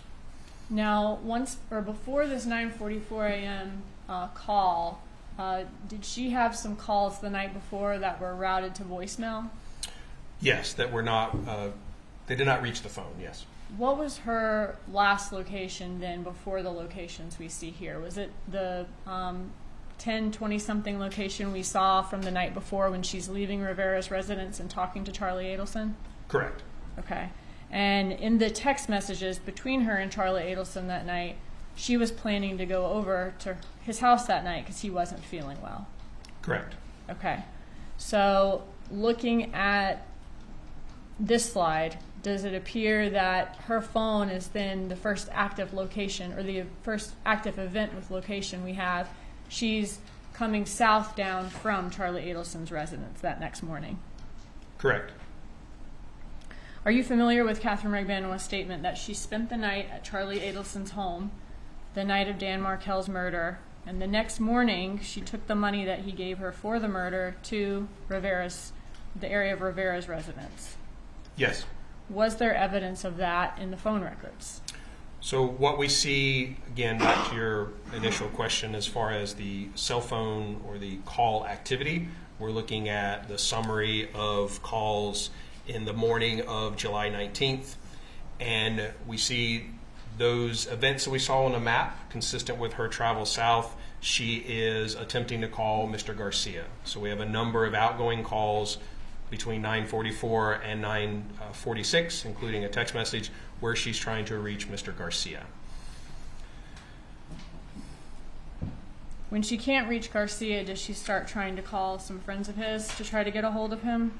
Yeah, so immediately after that, at 9:47, she makes an outgoing call to Anthony Ortiz. Does she also try to call Luis Rivera that morning to find Garcia? She did not. Okay. Does the attempted communication with Garcia stop at 10:31 a.m.? Yes, so again, our first set of calls here, she's trying to reach Mr. Garcia. She's unable to. She calls Mr. Ortiz. And now what we see starting at 9:49, Mr. Ortiz is attempting to call Mr. Garcia. Luis Rivera is now attempting to call Garcia. And it starts this flurry of back and forth phone calls with Luis Rivera and Anthony Ortiz trying to find Mr. Garcia, or trying to reach Mr. Garcia. And that continues through about 10:20 in the morning. Okay, so Magbanua is calling Garcia's friend Ortiz. Ortiz is trying to call Garcia, and Ortiz also calls Rivera to try to get a hold of Garcia. That is correct. Okay. Eventually, do all of these attempted calls to Garcia stop, and at what point? Well, they certainly tame down. What we see for the first time is at 10:20, so we've had this period of time where everyone's trying to reach Mr. Garcia. Catherine Magbanua gets a call from Luis Rivera from his actual primary phone number, and they talk for about 1:40. So after that, then we see that Ms. Magbanua communicates with Mr. Rivera a couple of times. She does again try to get hold of Mr. Garcia, but all of that concludes at about 10:30 in the morning. And was there any evidence as to why there wasn't location data for Garcia that morning, and why no one can get a hold of him? He had, dumped his phone. He had. Yes, Your Honor, facts not in evidence. Stand, please establish the foundation for the witness to testify to this. What could you tell from his phone records, the evidence in this case, about why no one could get a hold of Mr. Garcia? So Mr. Garcia's records indicate that in the early morning hours of the 19th, that phone left the network, was no longer in communication with the network. There are a number of inbound calls that never reach the handset. They do not produce location information or duration, so his phone is not in communication with the network. And that continues through the end of the records. That phone never returns to service, never makes or receives an actual phone call from that morning of the 19th through the duration of the records that we have. What can you tell us about the locations of Rivera and Magbanua at 10:31 and the time period after that, once all of these attempted communications stop? So again, we have the flurry of communications. That last call is at 10:31 a.m. And if we look at Ms. Magbanua's locations at 10:31, she is consistent with Rivera's residence, and Mr. Rivera's cell site locations are also consistent with his residence. And are you familiar with Rivera's statement that he was able to find Garcia that morning at a girl's house and brought him back to Rivera's residence? Correct. Now, when is the next communication on Catherine Magbanua's cell phone after that with location data? The next that we see is at 11:23 a.m. This is about 50 minutes later? Correct. All right, and is her location at 11:23 a.m. consistent with Mascaro's residence? It would be consistent with the way to Mascaro's residence. Okay, thank you. Could this be consistent with her then leaving Rivera's residence after a period of time and heading back towards Mascaro's residence to pick up her children? It could be, yes. All right, switching gears again. Were you involved in securing a wiretap of some of the suspects in this case back in 2016? I was. What is a wiretap? A wiretap is an active way for law enforcement to be able to gain information or intelligence. Everything that we've talked about in the historical records are just that, historical. We're getting records that already existed and having those provided to us. A wiretap is an ongoing intercept where we are able to, in real time, see the calls that are being placed, the outgoing, inbound, durations, all of those things, in addition to the content of most of those. So text message content and voice content, we're actually able to listen to those calls in real time while they're occurring. So this is a real-time, ongoing, active monitoring of the communications. In order for a wiretap to be in place, does there have to be an order signed by a judge? That order has to be sent to the phone carrier so that the calls can be monitored by law enforcement. Correct. Were we able to monitor the content of the calls between the subjects in this case back in the time that these events happened, back in June and July of 2014? No, again, we were investigating after the fact. All of that was historical. The carriers do not retain the content of voice calls. They don't record everything that you say and make it available to us. So we had no option to listen or know the content of those communications back then, outside of what we recover in text messages. Okay, so the wiretap in this case is during the investigation, once law enforcement had identified the identity of these subjects and was trying to listen to see whether they talked about the crime. That is correct. It is prospective. It is ongoing, real time. All right, can you explain to the jury what type of equipment is needed for a wiretap? Well, we use a variety of equipment. There is carrier-based equipment. They have equipment that is able to basically mirror those phone calls, that traffic, and provide it to law enforcement. We have equipment, computer servers that are able to receive that communication and then provide it to monitoring stations, which are essentially laptops. We have headphones and software that allows us to see this information. It decodes the information that is sent to us from the carrier. So we can see in real time, it pops up with the time of the call, the phone numbers, cell site locations sometimes, and other information. And if it is a call that has audio, then there's an indication that there's audio, and we're able to actually listen to that through the headphones. Does the software give the listeners, law enforcement, the ability to stop and start the recordings? It does, yes. And are synopsis of the recordings done by law enforcement? Yes. Is there any involvement by the actual phone carrier, like the company? There is, yes. Is monitoring of the calls done live and in real time? It is. And do the people who are monitoring these intercepts have to go through a certain type of training in order to do that? They do. They have to go through what we call minimization training. The interception of communications requires that non-relevant or communications that are not pertinent to the actual crimes be minimized or not listened to. So we call that minimization training, and everyone who listens to or has opportunity to hear any audio from the wire has to go through that training. Okay, and are the people monitoring it also thoroughly briefed on the case? They are. Part of that training is a requirement to read the affidavit that was authorizing the wiretap and to get a briefing from the case agents so that they know in great detail all the elements of the case so that they're able to detect during the phone calls if that conversation is actually relevant to some part of the investigation. They need to know financial things, relationships, hierarchy, those kind of things. So again, they are briefed by the case agent and they're required to read the documents. If the phone conversation is not relevant to the crime or is privileged in some way, is there a mechanism to stop that recording by law enforcement? Yes. And is that the purpose of that to protect people's privacy if they're not talking about something relevant to the crime? Yes, the purpose of that is to allow us to minimize those parts of the conversation that are not pertinent to the crime and in compliance with the order.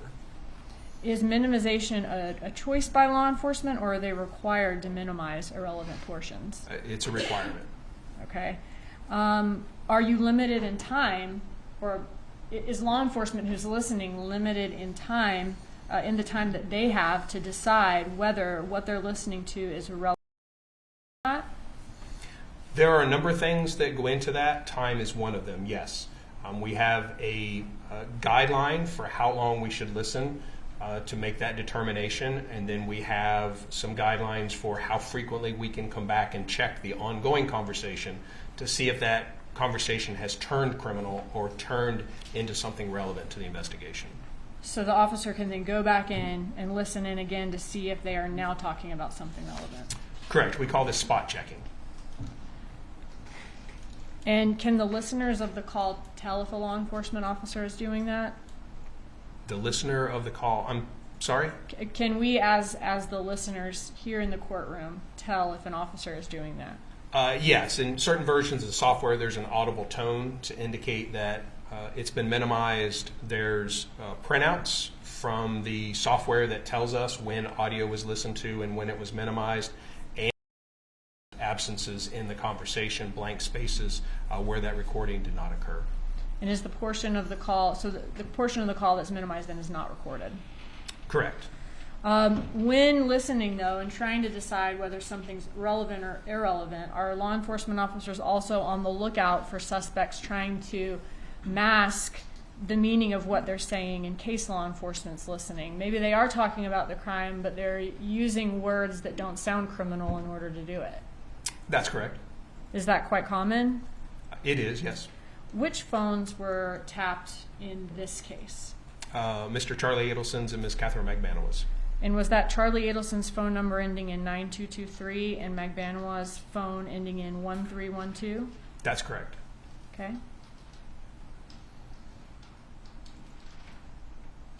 And who supervised the wiretap in 2016 in this case? A number of supervisors. I supervised from a technical standpoint to make sure that the information was being received and operating functionally. The case agent supervised the investigative standpoint. It's a representative from the state attorney's office to monitor the legal side of things, and we have to do periodic reports or updates to a judge during the ongoing wire, alerting him of our progress and seeking authorization to continue. So there's a good bit of oversight. And who keeps or maintains the recordings of the wire calls? A designated officer. At TPD? In this case, yes. And those recordings, are they stored in a secure manner at TPD? Yes. On a few different recorded conversations throughout the wiretap, are you aware of statements made by Charlie Adelson that he does not know who Tudo is? I am, yes. In your review of Charlie Adelson's iCloud, like his text messages in the iCloud, were there messages where he and Magbanua are having conversations about mundane things, but he says Tudo to her? He refers to Garcia as Tudo. He does, yes. So the phone records indicate that despite what Charlie Adelson says on the wire, he did know Garcia's nickname was Tudo? That would be from the iCloud return, but yes. Okay.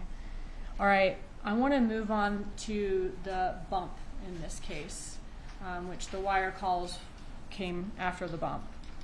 Can you tell us the date and time of the bump in this case? So these are the records of Donna Adelson's communication during that time frame. This is 4/19 of 2016, and what we see is the bump happened at 1:47 p.m. Who was Donna Adelson's first call after the bump? And meaning the bump is when the undercover agent approached her on the street. The first call was to Charlie Adelson. Did she call Wendi Adelson or Harvey Adelson during that time? Immediately after, no. Did she call Catherine Magbanua at any point? No. Anyone else associated with this case besides Charlie Adelson? No. And when was her first call to Charlie Adelson after the bump? 2:09.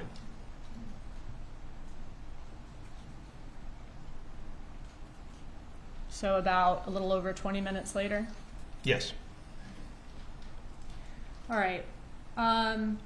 Was Donna Adelson detained and charged in this case?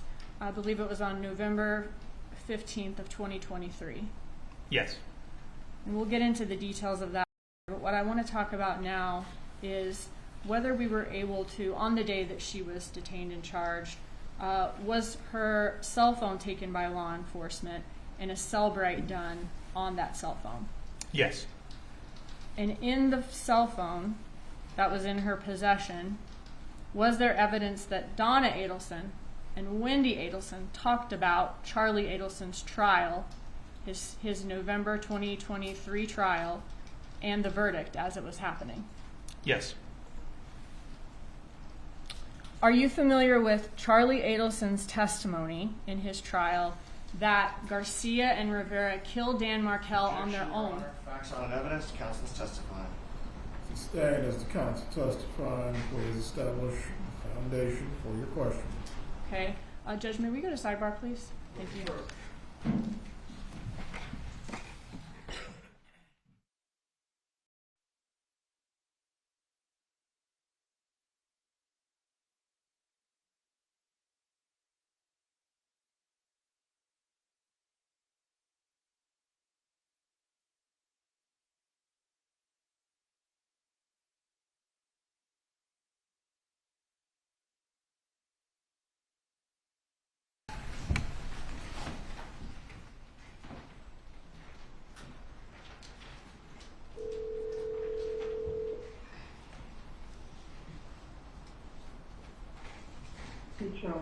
Hey, Mom, do me a favor.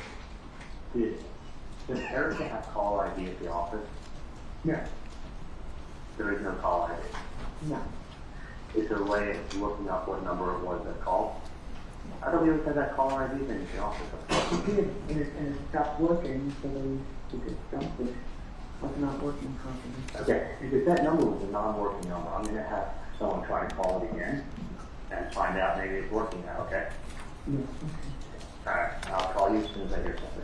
thank you, Sean. I'll call you within an hour, okay? Okay, fine. Okay. I'm sorry. DD, please.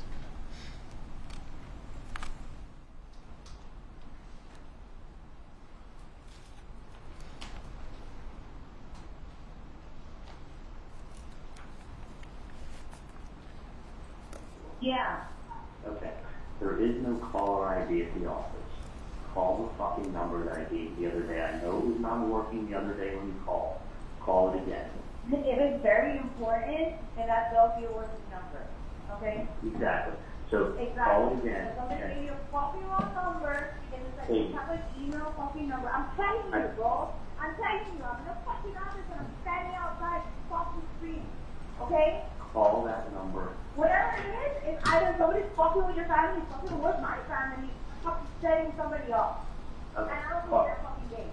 And you know what? You're thinking. You're not thinking. You're not thinking. Okay, what do you want me to do? You wanna call my fucking phone? What's that? You wanna call my fucking phone? I can care less of where you call from. I'm just saying. Exactly. Oh my God, bro.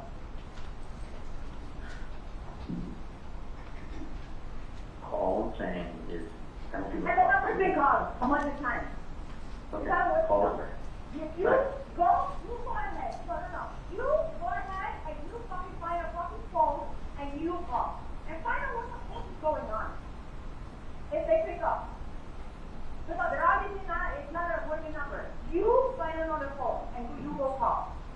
Whoever set up this bullshit is somebody's trying to fish for fucking some shit and just fucking throwing on me or whatever. Or Okay. somebody's already fucking listening to everything. Okay, well, there's nothing that they can listen to whatever conversation they want. I'll call from the office, and then from there, I'll call you. Exactly. That's all. Alright, let me know then. Okay, the only,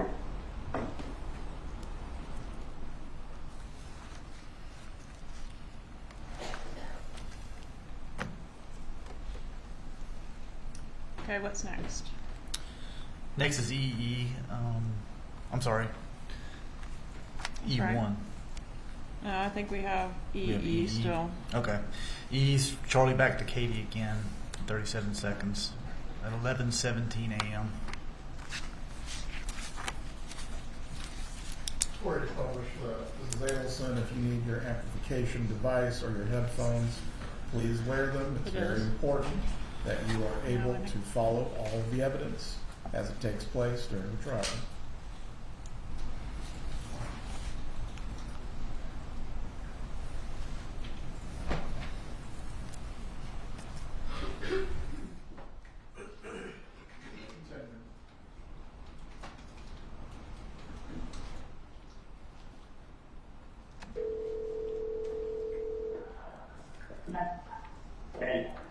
And I'm going to start 6-7 and see if there's and see what it is.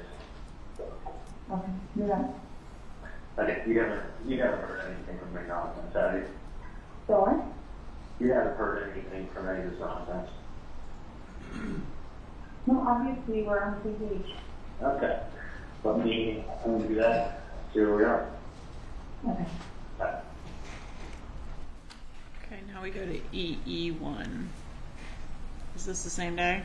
It is the same day. It's like 1 minute after that phone call we just heard.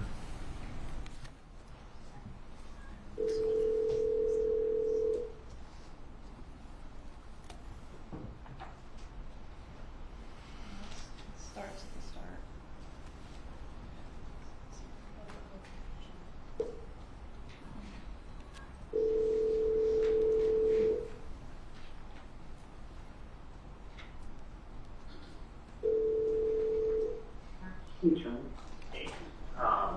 Hey, the number there that said, was it 712-6570? Yes. Yes, yeah, it's a 305 area. Okay. What I'm going to do is this. I'm going to call them and star 67 my number. Okay. And I'm going to, I have a, this is what I have a strong feeling what I think it is. Okay. I think it may be either some private investigator, or I think it's the FBI, or somebody just trying to fish around and stir the pot and see how people react.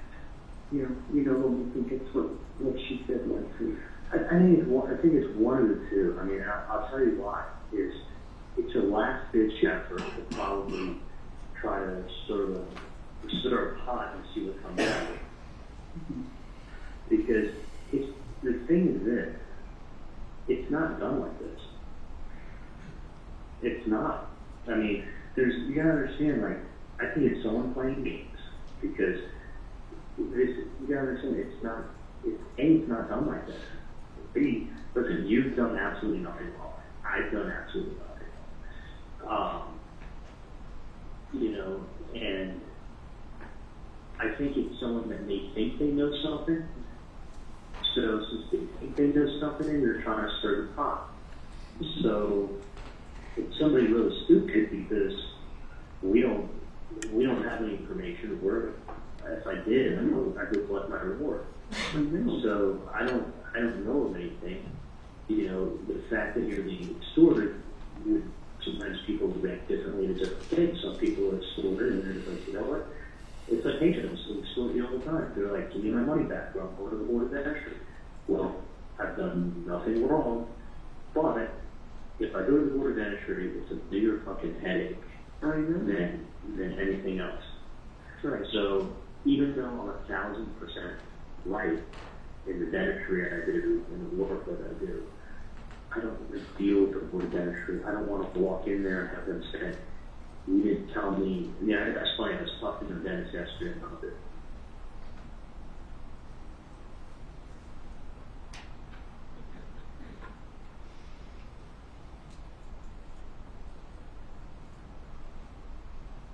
So that's what I'm. But I think it's absolute nonsense. I really think that somebody who thinks that they're going to try to solve this case and they think that this will live family and get something somehow to do with it, so they're going to go ahead and be like, and make some demand and see how we react, or be like, oh, we didn't demand and they didn't react.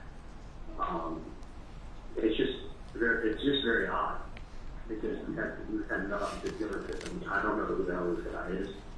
I'm sure you guys have no idea who the hell this is.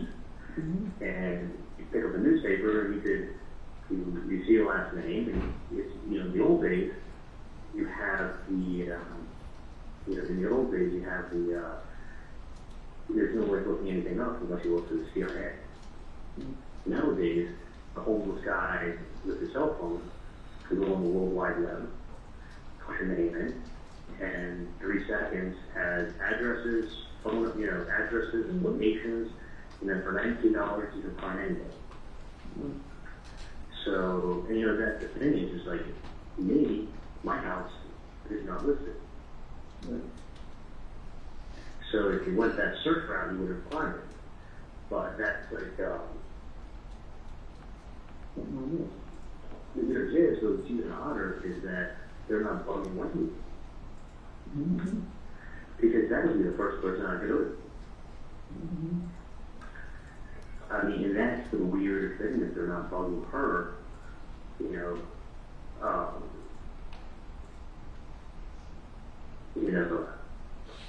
I don't, that's why I just kind of like, I don't want to have a headache, like, Interesting. because you don't want to trade one set of nonsense to the other set of nonsense. But you also don't want to have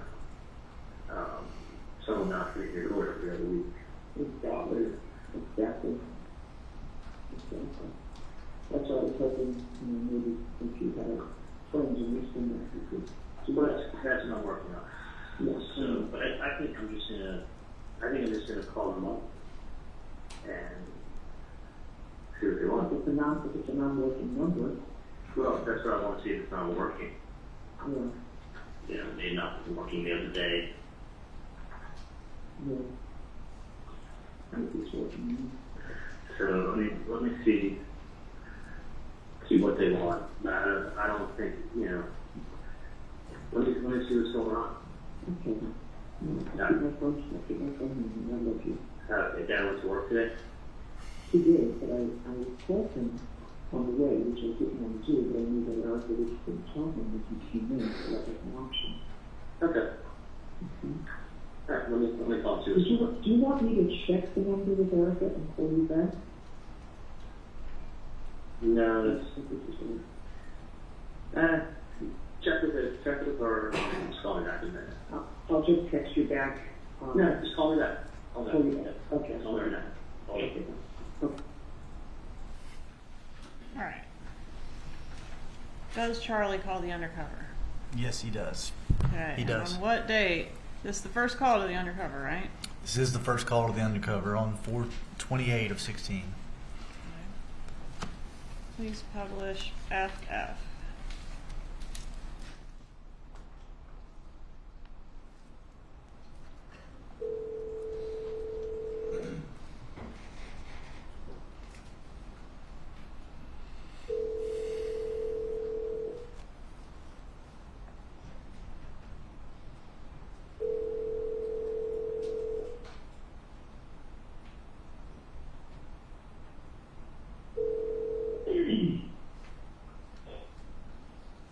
Hello?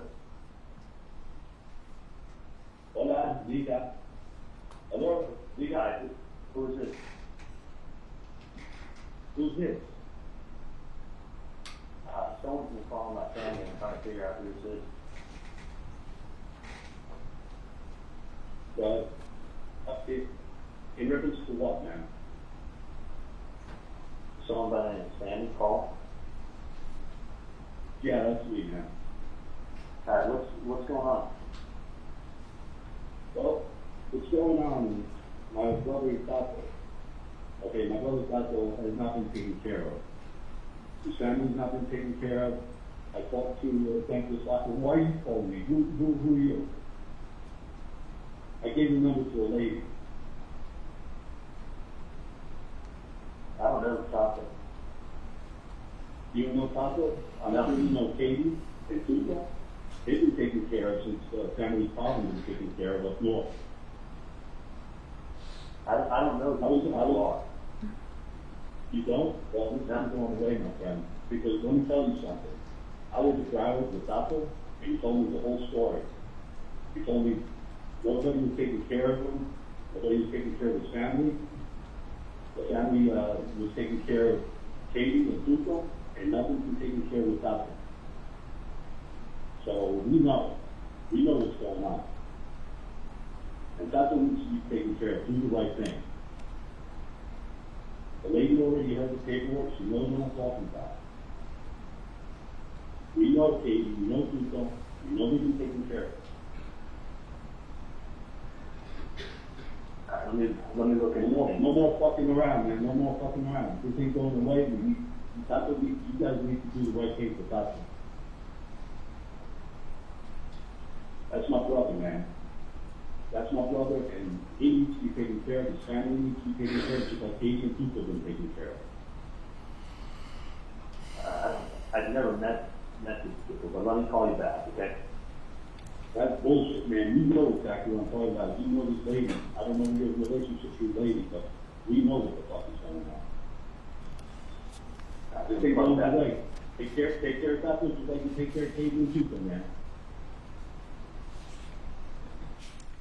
All right, so in that call, or I guess prior to that call, did Charlie Adelson hit star 67 in an effort to camouflage his number?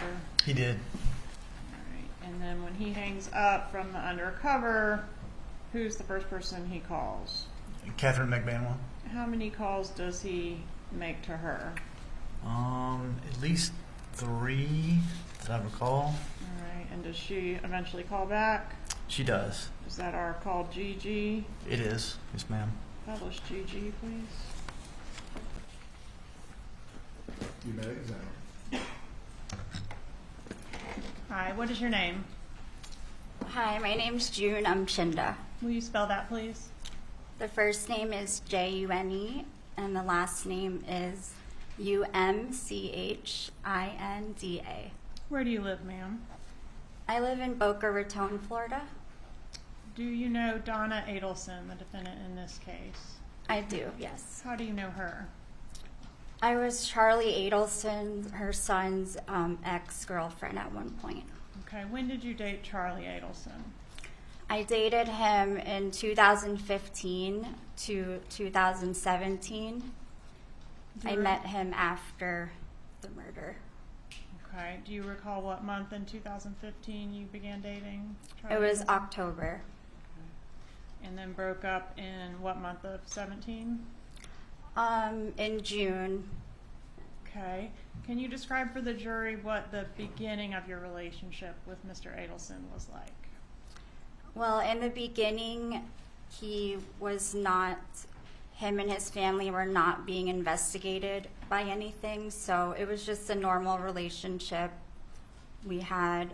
Everything was great. Did you describe it as a fairy tale? I did. Had you met his mother? I have. How many times did you meet his mom? Not more than 5 or 6, I would say. And when you met her, was that at family events or what type of events? Some family events and some weekends or dinners or just get-togethers. Did you notice during the time you spent around Donna Adelson that she was very involved with her grandchildren? I did notice, yes. How close was she to Charlie Adelson? They were very close. They worked together? At times, Charlie worked at many offices, so when he was at his office, yes. Okay, because there was a family business as well that he was a part of, right? Yes. And Donna Adelson worked at that business? I believe so at times. Okay, and did they speak on the phone daily? Yes. Did it seem like Donna Adelson was in control of the family? In control, like, can you describe Like the what you would- matriarch of the family. She was the one that everyone looked to be in charge. She played a motherly role, yes, in the family. Did you meet Wendi Adelson? I have. And what about her children? Did you meet them? I have, yes. Were you and Charlie Adelson living together during the time that you were dating? Not officially. I had my own place, but I had a key to his place, and we were together 24/7 since we met, so So basically living together. yes. During what you've described or previously described as the fairy tale phase of your relationship with Mr. Adelson, was he suffering from any anxiety issues? In the beginning, Yes. just stress from work, the normal day-to-day. Okay. Did he come across as angry during that time, the fairy tale phase? No. Okay. During that portion of your relationship, what did you know, if anything, about the murder of Dan Markel? I had no idea who Dan Markel was. I've never seen the case in the media. I just know that when I asked Charlie about his family, he advised me that his brother-in-law was murdered and shot in the head in the garage, and they don't know who did it. So that's all I knew. It was pretty short. Was that a topic that came up one time or more than one time? It was one time when I asked him about his family in the beginning when we were dating, getting to know each other. And then obviously throughout our relationship, it became a bigger topic. Okay, but during the fairy tale phase, was it a topic that would come up regularly, like what's going on with the investigation and wonder who did it, that sort of thing? So the fairy tale phase, that was before the investigation, before they suspected him or his family. So no, it did not come up, just that one time. Okay, and did you previously say, did you have a law enforcement interview in this case? I did. I did not know I was being recorded, but yes. It was recorded. I though, was, right? yes. You had a chance to review it? Many times, yes. And in that interview, did you say for court and counsel, page 50, lines 19 through 23, quote, like they weren't ever curious, like who really killed him. They weren't upset about it, it seemed like. Did you say that? If it's there, yes, I said that. All right, and then there was a time, which, are you familiar with the bump in which law enforcement approached Donna Adelson posing as a gang member or a criminal? Yes, ma'am. Okay. And in that, after that bump, did everything sort of change in your relationship with Charlie Adelson? During and after, absolutely. Okay. And that law enforcement operation that I'm referencing occurred April 19th of 2016. Is that something that he reported to you? Were you aware that that happened with his mom? No, definitely not. He didn't say Not anything? during the time. Okay. When did you learn about that? I might have even learned about it from 2020 or something when we watched it, or he told me later on Okay. after the fact. So although you were inseparable at the time it happened, he didn't mention it to you? No.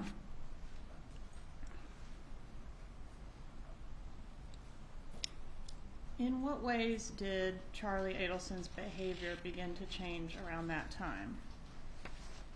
Around that time, I noticed he wasn't sleeping. He was up in the middle of the night. He was very extra stressed and anxious, worried, depressed. Overall, he became depressed over time. Right. And at some point, I guess you learned through the media that Charlie was under investigation for potentially having a role in the murder of Dan Markel. Is that right? I learned from a reporter that thought I was Katie that came to the house, yes. And do you know around what time that was? I believe it was like May or June when Rivera got arrested around that time. Okay. And once you learned... Or I'm sorry, Louis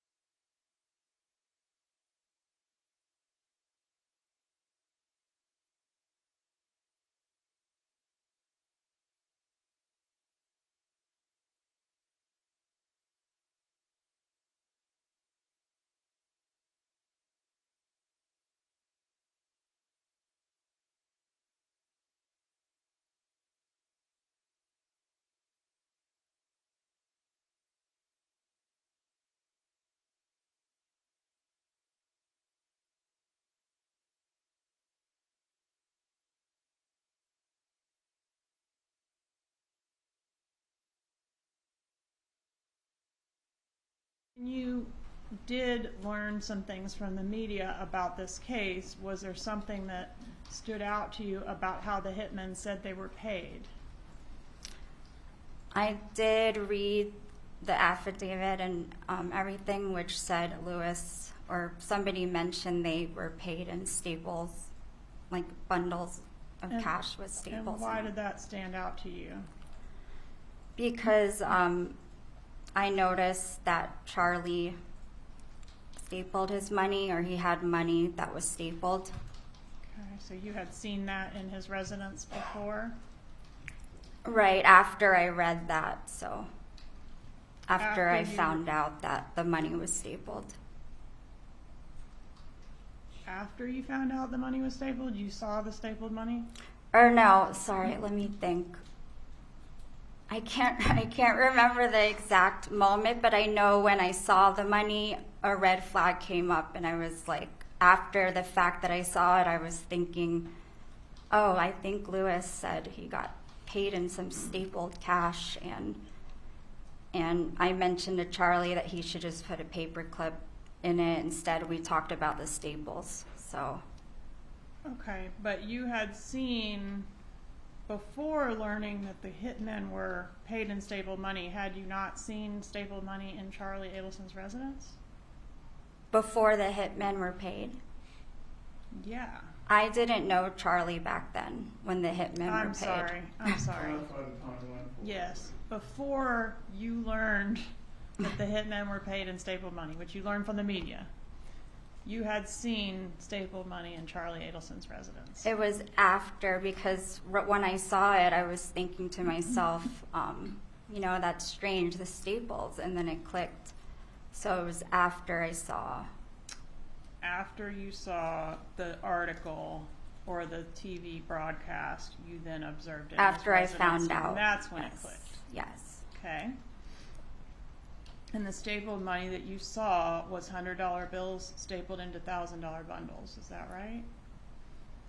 Yes. And there was quite a few of them that you saw, right? Right. Okay.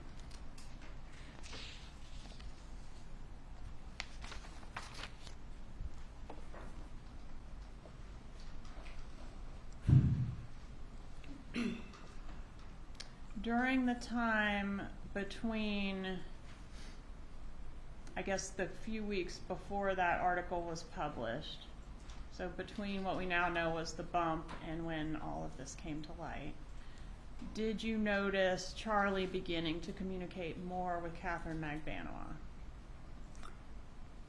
I believe I saw like a message from her, or they were on the phone once or something like that. I asked him about it.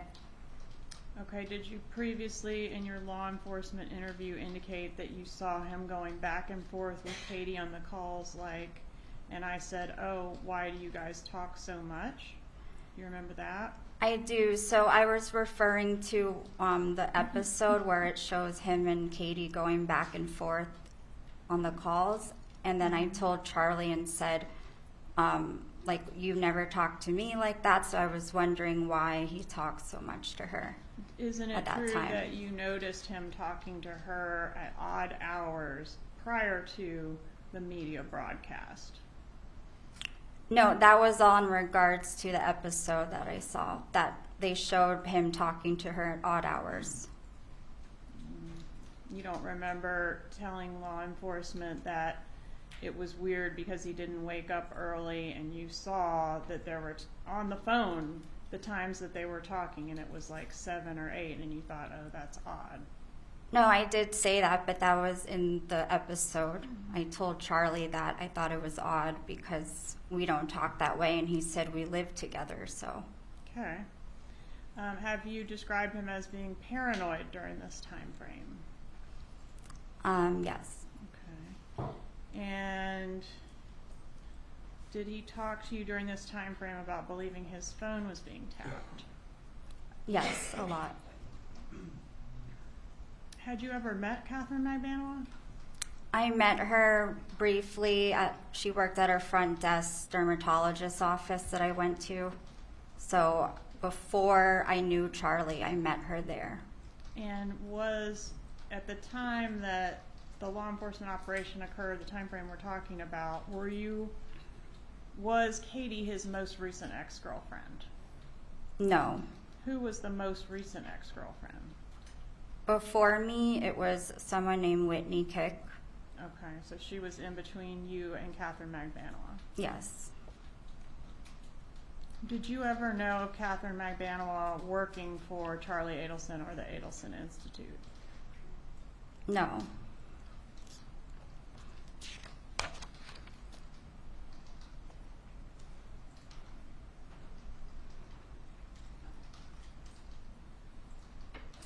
All right, and then when you mentioned you were still with him at the time that Magbanua was arrested, did his erratic behaviors get better or worse at the time of her arrest? It was worse. Okay. And can you describe those behaviors for the jury? Well, it was a lot mixed with what I said earlier, the no sleeping, depression, and our whole relationship just took a big turn, and I wasn't sure why. In the beginning, he was just acting strange and would go to his friend's house, and our routine kind of got disrupted, and I wasn't sure why. So it was just like I knew something was going on, but I didn't know exactly what the problem was. So. All right. Did he become angry, short-fused? At certain times, he would. Okay, and I'm particularly talking about this time frame around Katie's arrest and just after that. Uh-oh, trip chair. Around the time right after Katie's arrest, is that the time frame where these behaviors escalated? Right, yes. Okay. And did, particularly when the case or the investigation came up, is that something that would make him angry? Not really angry. He had different emotions every time it would come up, so. And was one of those emotions anger? At some point, sometimes, yes. And did you say he would get really red and screaming and take random walks, just acting like a crazy person? He would at times, yes. Did he get a second phone and maybe a third phone during that time? I saw one more phone that he got, and then it disappeared, so it was just a short period of time he had another phone. At some point during this time frame, did Charlie Adelson begin communicating with you via WhatsApp? He did actually when he went to Asia, because it's like, I guess you can talk to anyone in the country on WhatsApp, so he thought it was easier that we spoke there. Was he only communicating with you via WhatsApp when he was in Asia, or did he do it when he came back? We just developed the habit after he got back. We just spoke on there all the time. Do you know if he was communicating with Magbanua via WhatsApp? I don't know. Did he start keeping a bag of clothes by his bed around this time? I saw him keep a change of clothes one time or a few times, yes. Did he sleep with a gun around this time? He always has guns around because he has his license to carry, so he didn't physically sleep with the gun, but he has one in his nightstand and all over the place. So. What about Wendi Adelson? Did you notice an issue between Charlie Adelson and Wendi Adelson during this time frame? I wasn't too involved with them, but I did notice one time they got into an argument. All right, and did he tell you it was a fight about this case? He just said that it was something about the case, yes. Okay, do you remember exactly when that was? Not exactly. I don't know if I should guess or not. But. No, please don't. Okay. So, was there a time frame where Wendi and Charlie were not speaking because of some type of a disagreement about this case? Yes. What about Donna Adelson? Did her behavior change at all around this time frame that we're talking about? So I wasn't around her a lot, but when I did see her, yes, she was upset. Okay. And did you describe her as a mess? Yes, if it's there, yes. What does a mess mean? Just like mentally upset and physically drained, or not their usual self. All right. Was she crying when you saw her? At a point in time, yes. And did Charlie Adelson advise you that she was taking painkillers for stress during that time frame? Yes. And was there a time when you were on the balcony of Donna Adelson's residence and she made a statement to you about Dan Markel? We were speaking about Dan because the case was such a big thing at that time, yes. Okay, and what was the statement she made? Well, her life was crumbling down in her family's life, so she said everything felt like Dan was haunting her from the grave, or them, I don't know. Whatever it says there. She feels like Dan's back from the grave, like haunting her or something. In reference to that, yes. I don't, yeah. No further questions? Cross-examination. Thank you. Please remain seated. The attorneys for the defense are not examining. No comments. Okay.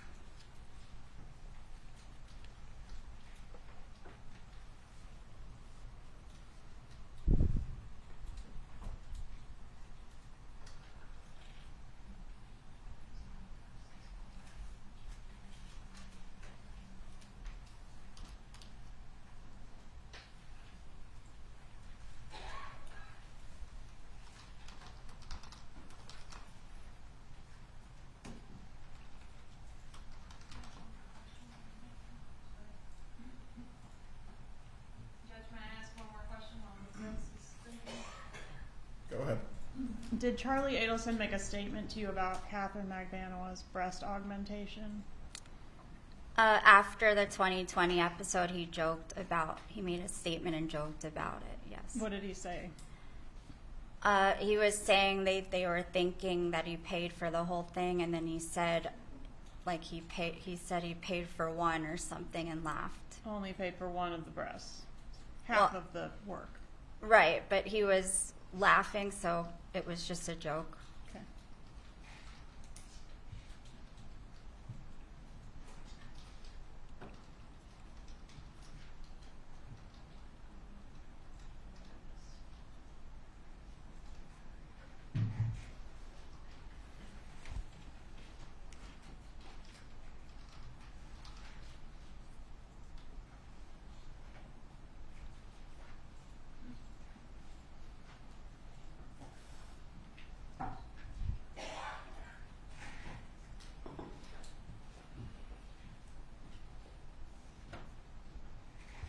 Morning, ma'am.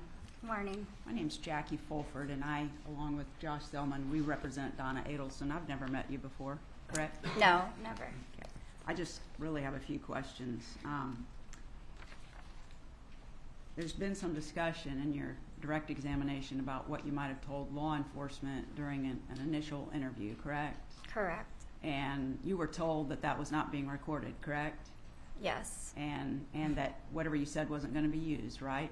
Yes. Okay. And you gave a lengthy interview then that day? Yes. And at the time that you did that, you were broken up with Charlie, correct? We were going through a horrible breakup at that time, yes. Okay. You've previously said that Charlie's really good at persuading people. He lies and he makes it believable. You recall that? I do. I want to talk about the cash for a minute. He had a lot of cash, right?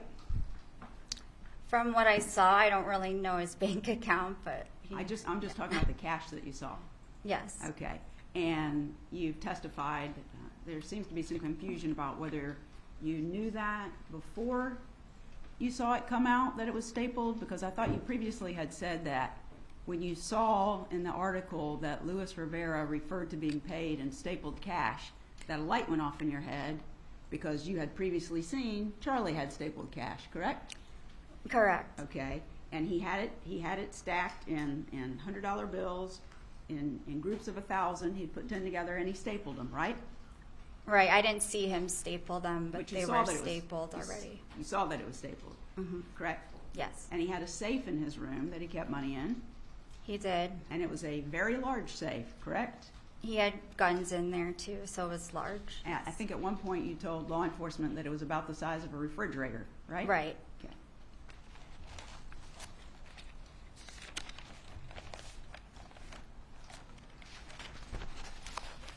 So you did an initial interview. You've been deposed.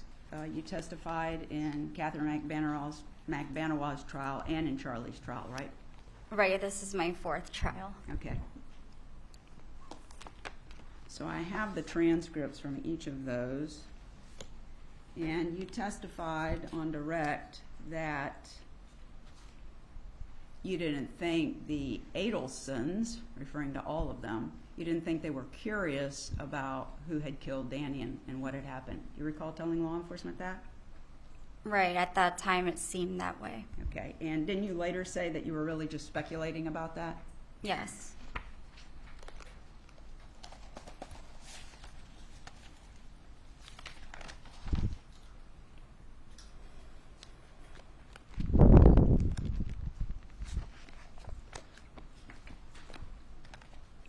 When you testified, let's see, when you testified in Katie Magbanua's 2nd trial, referring to this statement about attributing to Donna that she said those words about Danny coming back from the grave and haunting her, in Katie's 2nd trial, you actually kind of came off of that, didn't you?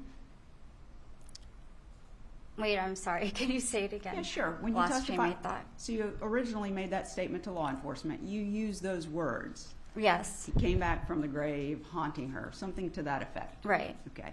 But when you testified in Katie's trial, didn't you say that those weren't the exact words that she said? She was just very upset, and to you it came out like that. Didn't you testify to that? What's the page and line, please? Let's see, it would be page 1196. Well, it starts at line 3, the questioning, but the answer is lines 14 through 16. I don't know, like, if they were those exact words, I think she was just so, like, stressed out and upset that that's how it came out. That's what you testified to, correct? If it says it there, I don't remember Katie's trial because it's been a while, but if it says it there, then that's what I said. And you were testifying under oath then, correct? Every single time that you've given these... I'm sorry. You were under oath, correct? I'm sorry? Please answer out loud to all questions. Just don't nod your head. Oh, okay. Because the court reporter can't put down that you're nodding your head. Oh, okay. Okay. So the answer was yes, you were under oath. Yes, I think if it says that, then yes. Well, you took an oath here today before you started testifying, correct? Yes. And the other trials, you did the same thing. You swore to tell the truth, right? Right. Can I have just one more moment, Judge?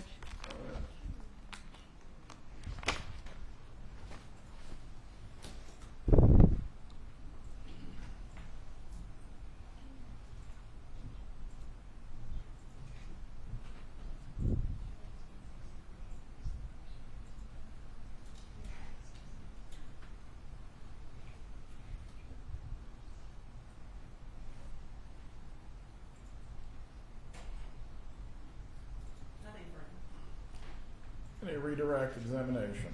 No, Your Honor. Is the witness released? Yes. You may step down at this point. Thank you. Have a good day. Thanks.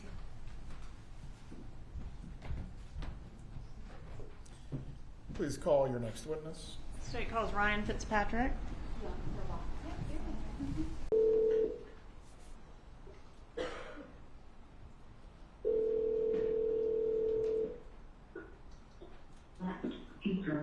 Hey, how are you? Good, you were. Good. Sorry, just went for a walk. I was here, walked around. So I'm just getting my car now. Oh, okay. Are you still at Wendy's place? Yeah, she usually comes home with her phone, but she went out looking to get a drink with a neighbor of hers has been asking for a year to introduce her to some people. So you're walking from the Yeah, I'm not in LA right now. Oh, you're in LA. Okay. At the icon for LA. Yeah. Okay. Can you talk or? Yeah, if you want, I can want to drive by Wendy's place while you come down. Yeah, drive by Wendy's place and Dad will go downstairs. And you'll meet him at the gate. Hold on a second. Okay. 2604. I should have gone. So we got, well, that's it. Yeah, I can. Will you Dad by the gate downstairs, the entry gate, or do you want to actually come in? No. Just he'll go downstairs now, and we'll wait by the gate. By the gate out front. Yeah. So instead of pulling into the gate, make a U-turn. So you're going up, so you can just come out of the corner on the old side street there. And Dad will wait right there. I noticed you're not by the side gate, right? Not the main gate, but the side that faces like where the interview is. Oh, you make that door. You mean that door? Yeah. Has it there? Yeah, the door. It has an awning over it. Yeah, that metal gate on the side. And want me to go there? Okay. So, okay. So when you come home, you can see Charlie in the area, just sit there, just went downstairs. Well, okay. Yeah, and so what you'll meet me by our car. You just call me and tell me that you're coming down before you come to walk. Oh yeah, Charlie. You want Charlie to drive me back? Okay. No, it doesn't matter. You walk there or you drove there? No, we drove. I'll let him drive me as well, but I'll go to there and I'll beat you up. I need the car keys. We'll take the car keys. We'll drive back. And I'm going to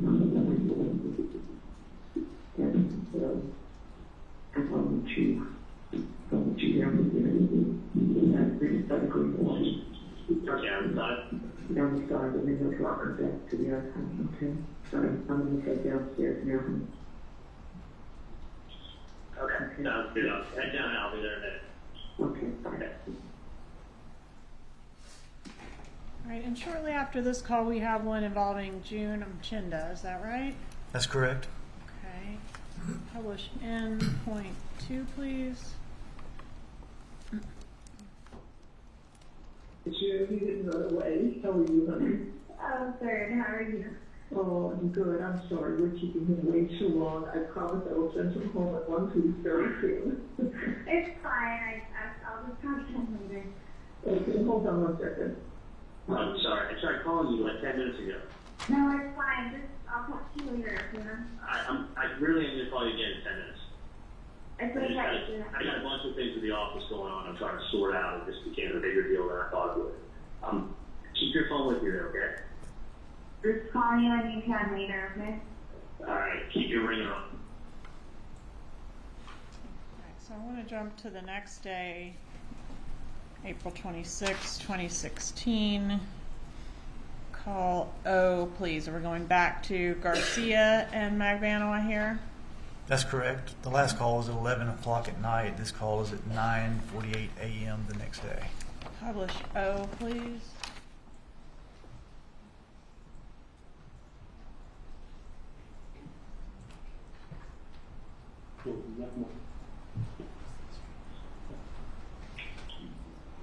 Hello?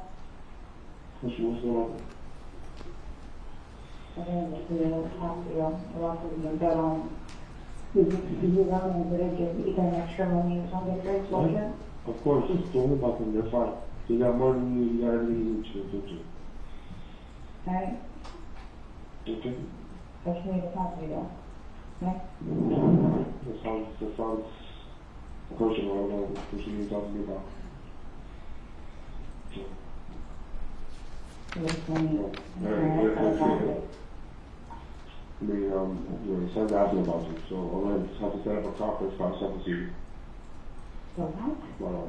Your son's Well, sick. yeah, obviously I have to call.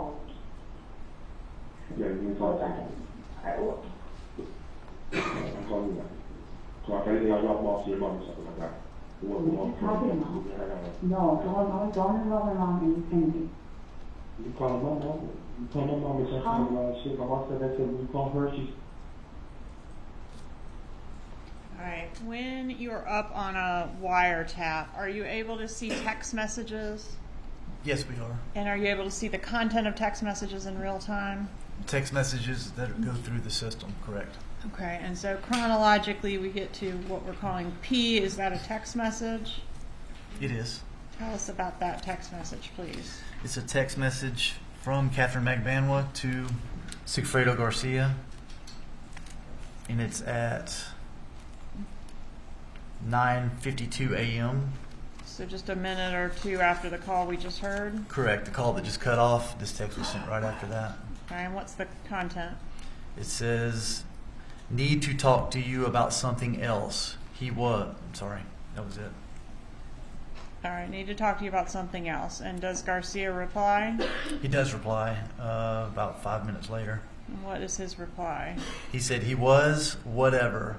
Whatever is going on with you and your homie is your business. You guys work that shit out. Don't text me. Okay. And circling back to that bump letter that was sent on April 23rd to the Icon, did the bump letter arrive around this time as evidenced by the calls we're about to hear? That's correct. Okay, and in the bump letter, Tato is mentioned, and I think in the original bump, Tato was mentioned. Who is Tato? Tato is Luis Rivera. Okay. All right, publish call R, please.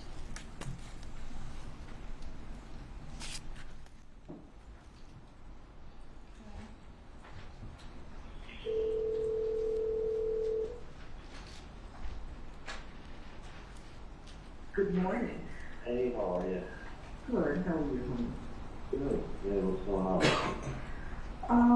Not a whole lot. Picking up some things in the house, and Vicky's got me the hours, so I'm working on everybody's salaries for tomorrow. Other than that, everything is good. How about you? Good. You feel better after like 40 hours, right? Significantly. Yeah. It makes sense. It makes 1,000% sense. Yeah. No, I know it does. And I feel that's what it is. No, that's what it is. And you think today those sort of things should get taken care of? Oh, yeah. And once they are, would you know? Yeah, no. Trust me, I mean, Please. well, someone makes a walk on the appointment today. Right. Let it up. It's not like it's not like at 9 a.m. It's like, I got a conference call. Yeah. No, you gotta call the patient. So anyway. Yeah. Yeah. But can I tell you something? The more I think about it too, when someone writes, you don't care, you know what that sounds like? A girl. Yeah, that's good. You don't care. Yeah. That's exactly how they sound. You don't care. Well, I've never met the person, so I don't care about people I've never met. No. Have you ever gotten a note from a girl or a girl saying to you, you don't care? That's the person they say. That's the person they say. You don't care. Well, guess what? I don't care about anyone I've never met. Yeah, it's true. So that's what it was, and that's why you had like a mediation where someone comes in and they're like, well, I'm just doing my job. And that explains it all. I think so too. Yeah. I think so too. So that's They want the same person. right. Without a doubt. It's not, I mean, listen, I actually do know how these things are done, and that was the same thing that I said, it's not done. Yeah. Right. No, that's true. No, it's 48 hours. Yeah. Just enough time. Let me take this call up. Go. Okay. Love you. Publish call S, please.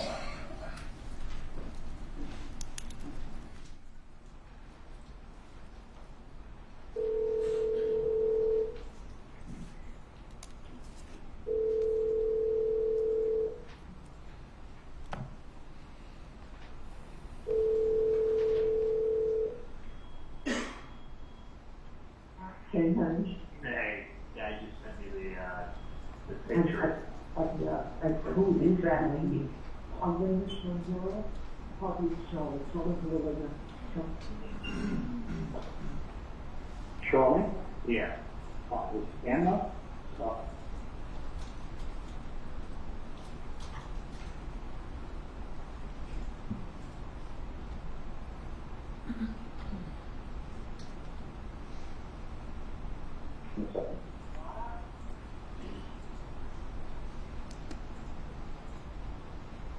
Hey, honey.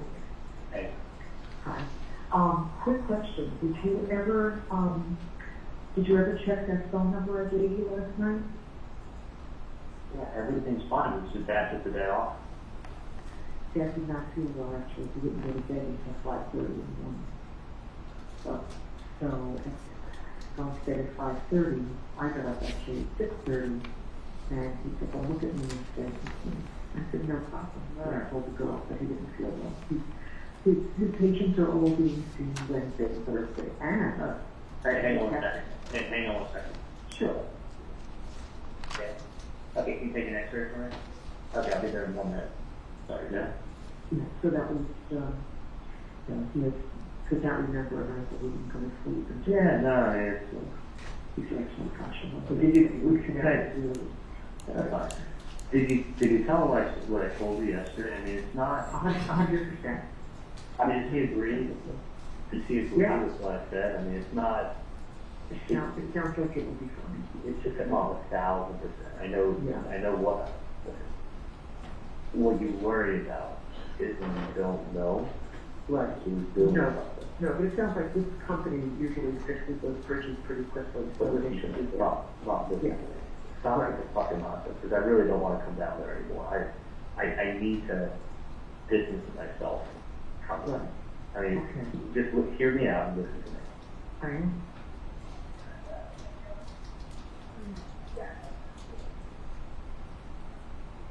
Just hear me out.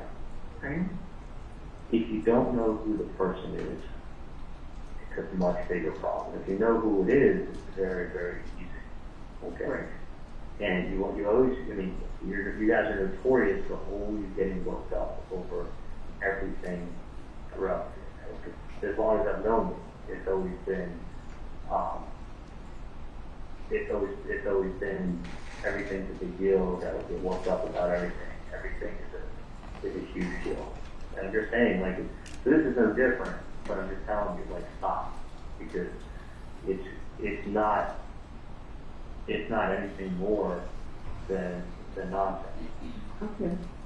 You know, I mean, just saying, like, you could worry about everything.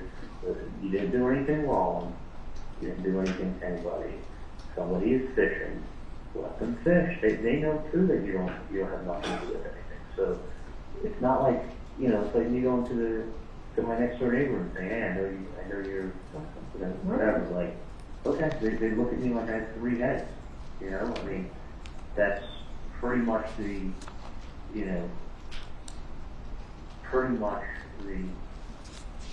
impression and that's the appropriate impression is so talking about something you don't know what they're talking about. You go, I don't know what you're talking about.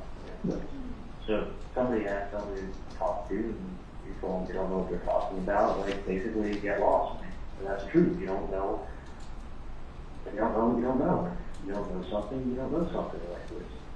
There's not much you can do to help that person out, unfortunately. But it's not like you do know that person, and you're not helping them.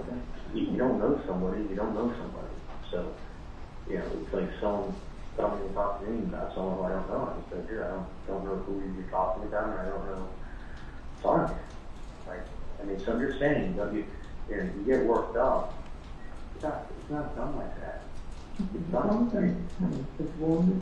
You tell me that this is being taken care Well, of. if I'm not being taken care of, the best that I know is being taken care of, but I you know. get yourself all worked up and all fucking crazy, and it's, that has to stop. I mean, I really don't want to, you know, Okay. Well, I just have to talk to you, didn't yeah, I? I mean, wasn't that important that I contact you? no, I know, but you know, that's not gonna work. I know, Well, he said he was, but after we spoke last night, and then he never went to bed. So that was the problem. oh, the thing is, you get yourselves all worked up. I know, and I everything. know. And it's always, I'm just saying, it's always, you're getting a little better in time, but I'm just saying, it's always, you know, all worked up, and it's, I'm trying.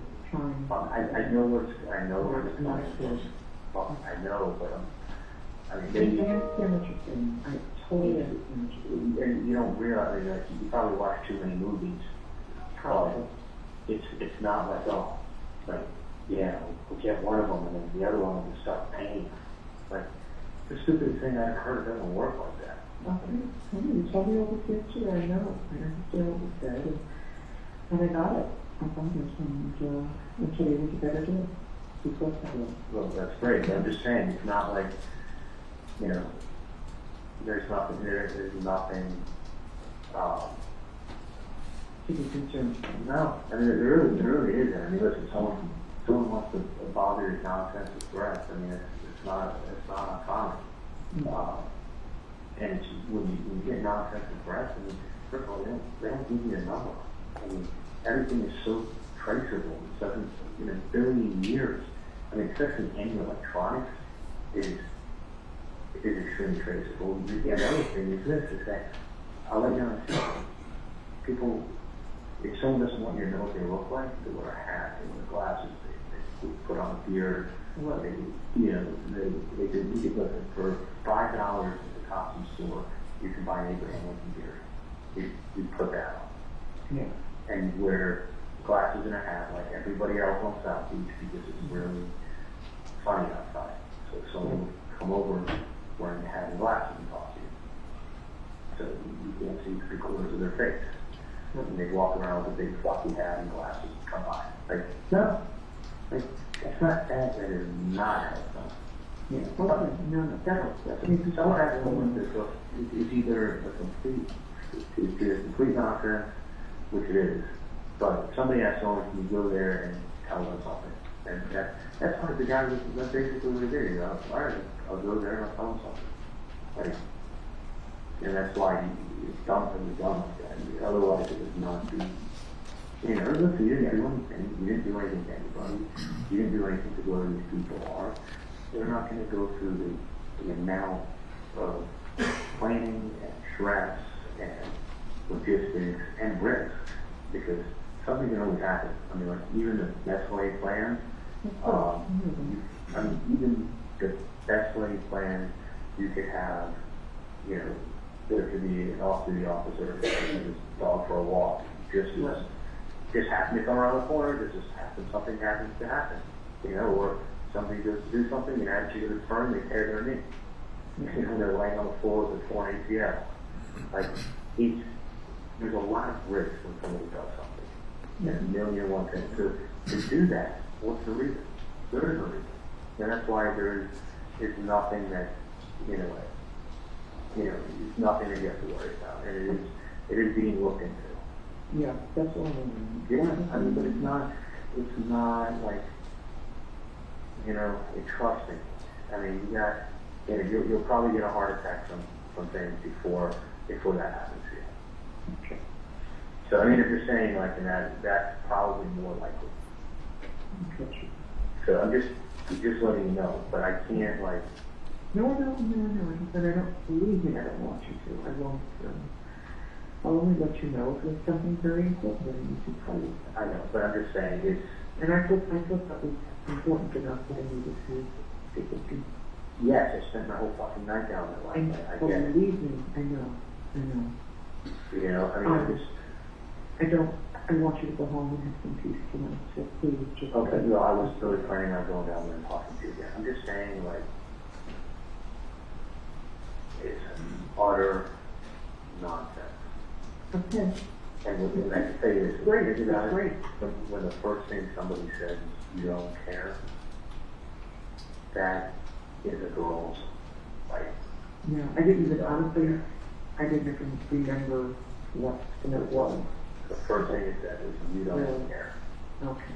You obviously do not care about someone. That means that the girl is whiting. That's it. Okay. People don't write letters. People don't write letters. People don't show their faces.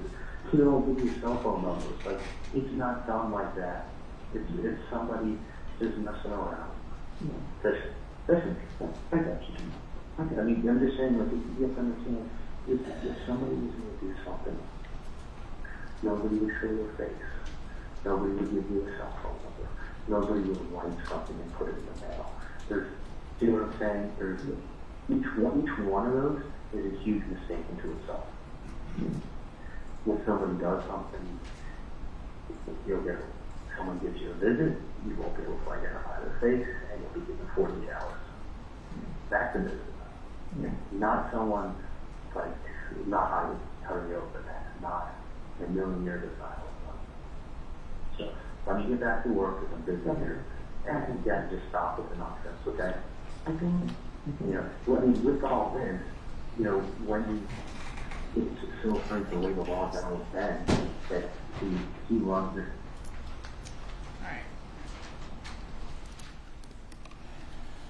All right. What is call T? We're still on, tell us the date to refresh us. Yeah, it's still 4/26, the day after